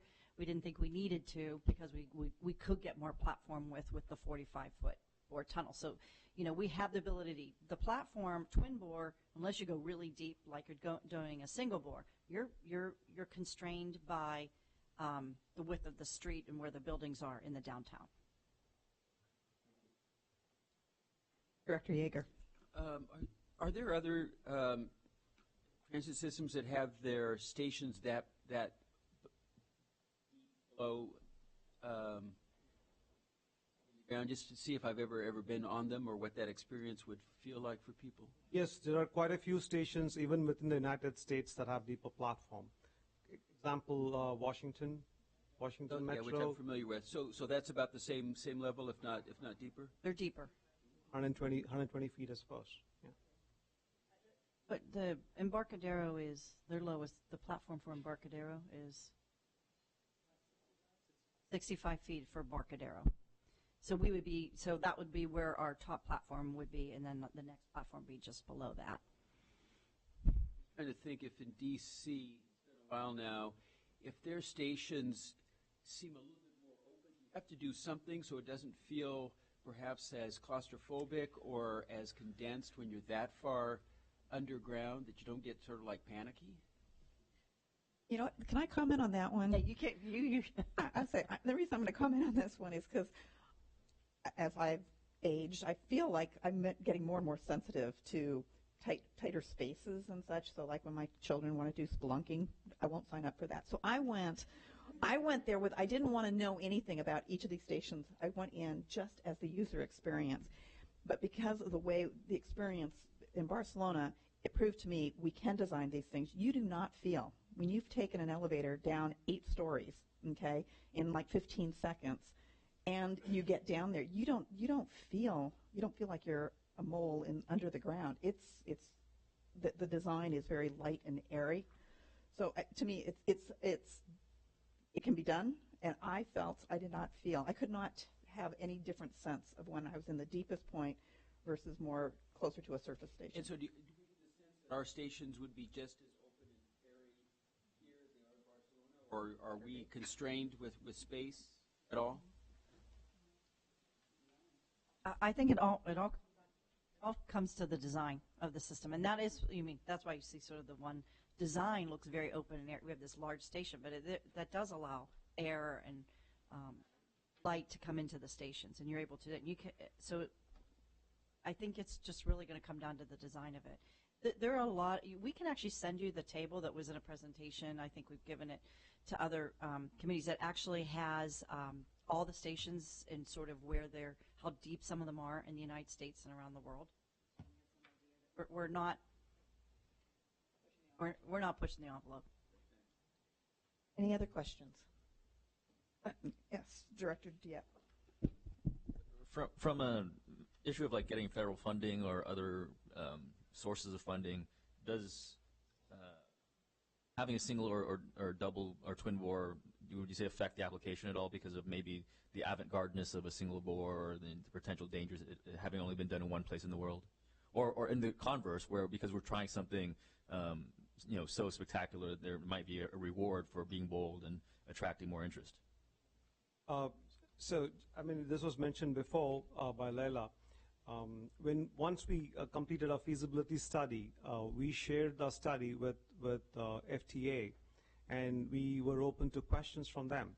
And subsequent to that, as we progressed through the technical studies, we did keep FTA involved in the process. The current PMO, even though they are not involved in phase 2 activities, they are kept in the loop. And we try to solicit advice, information, their expertise, their ideas, because at the end of the day, we will have to go back to them once we do our risk assessment, to have those assessments reviewed by them before we go into the FFG application phase. So just the PMO is the program manager oversight team, and so they review they're on board with us. They're our partners in delivering any projects with the federal money. And if I just have one more question that might be a bit sensitive, but my understanding right now is that high-speed rail says they're going to go into San Jose either at grade or above. They don't want to do underground. The city of San Jose is having independent people try to verify that assertion because the community does want, if possible, to go underground. My understanding is if that happens, hypothetically, high-speed rail would go beneath the BART, and so with the 55-foot platform depth versus the 66 and 85 depth, in the hypothetical situation where it would work underground to have high-speed rail go underneath BART, given San Jose's high water table, does that 10-foot difference really impact the potential outcome of that from happening, do you think? I don't think so, but our alignment has been established. So if anything changes, it's going to be high speed that's going deeper. Yeah. All right, thank you.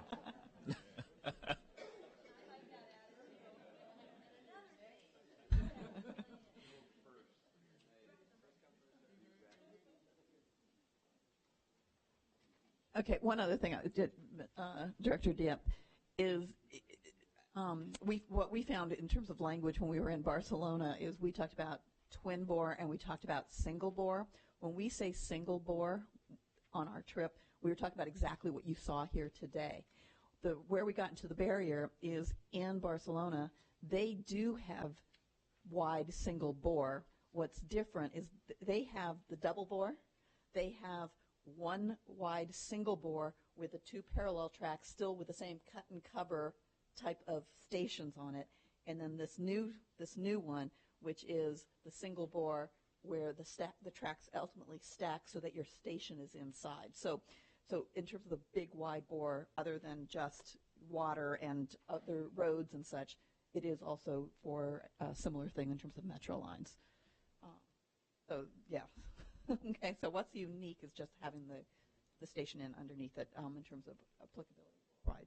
Okay. Bowens, can I just ask a clarifying question to what you just said? You said single bore with the station inside. Is the station inside the single bore or the platform? I'm sorry, the platform. I apologize. I'm trying to get terminology straight. Platform, thank you for that correction. Okay, so now we have some public comments on this item before we move to 3.3. We have one public comment, which is Roland LeBron.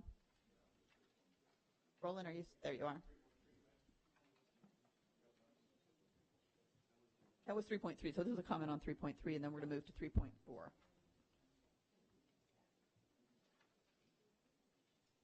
So before getting into the meat of this, I've got some good news for you. Our projections right now is Diridan is 1,000 passengers a minute in and out all modes, okay? And no constraints downtown with platform width because we got one platform under Santa Clara and the other platform is 1 block away, so we got no issues there. Not one block, one building. But In closing, I want to give you a preview of what's going to hit your inboxes over the weekend. And I'm going to introduce you to a young lady. Her name is Linda Miller. You'll be happy to know she's better looking than me. She started her career in the U.S. Army Corps as an engineer. She built rocket launching pads for NASA. She graduated from West Point as a civil engineer. And right now she's in Sydney working on the metro. She's tunnel design and underground station excavation. And why I bring her up is because before going to Sydney, Linda worked in London. She built the largest underground station under the Smithfield Meat Market. Quarter of a mile long, it is big enough to hold the largest building in Europe, which is a Shard building in London. In closing, the way she did this is the way all the stations got done, including Bond Street. It's basically you start out with two buildings. It's like you're building the foundations. 5 stories deep. It's just like you're building a normal building. And then the TBMs come in, like this. A little bit of maintenance while they're inside the boxes. And then afterwards you go back very, very carefully and you start widening what the TBM. That's how you build your platforms. It's a technique that was developed in London 20 years ago. It's called SEL, sprayed concrete lining. In my presentation, you're going to see 30-minute clip videos of Linda explain to you exactly how that works, how it's done, how much it costs. That station that's a quarter of a mile long costs $500 million. Thank you. Okay, so now we're going to move on to 3.4, and this is really focused in on a preview of what we're to expect on September 22nd. And Carolyn, I think you're going to be the one speaking to this item. So this is kind of to set our expectations, so this is information. Okay, this will be fairly quick because I think we've mentioned this a number of times today. So at the September 22nd board workshop, we're going to have the final results of the tunneling options and the comparative analysis.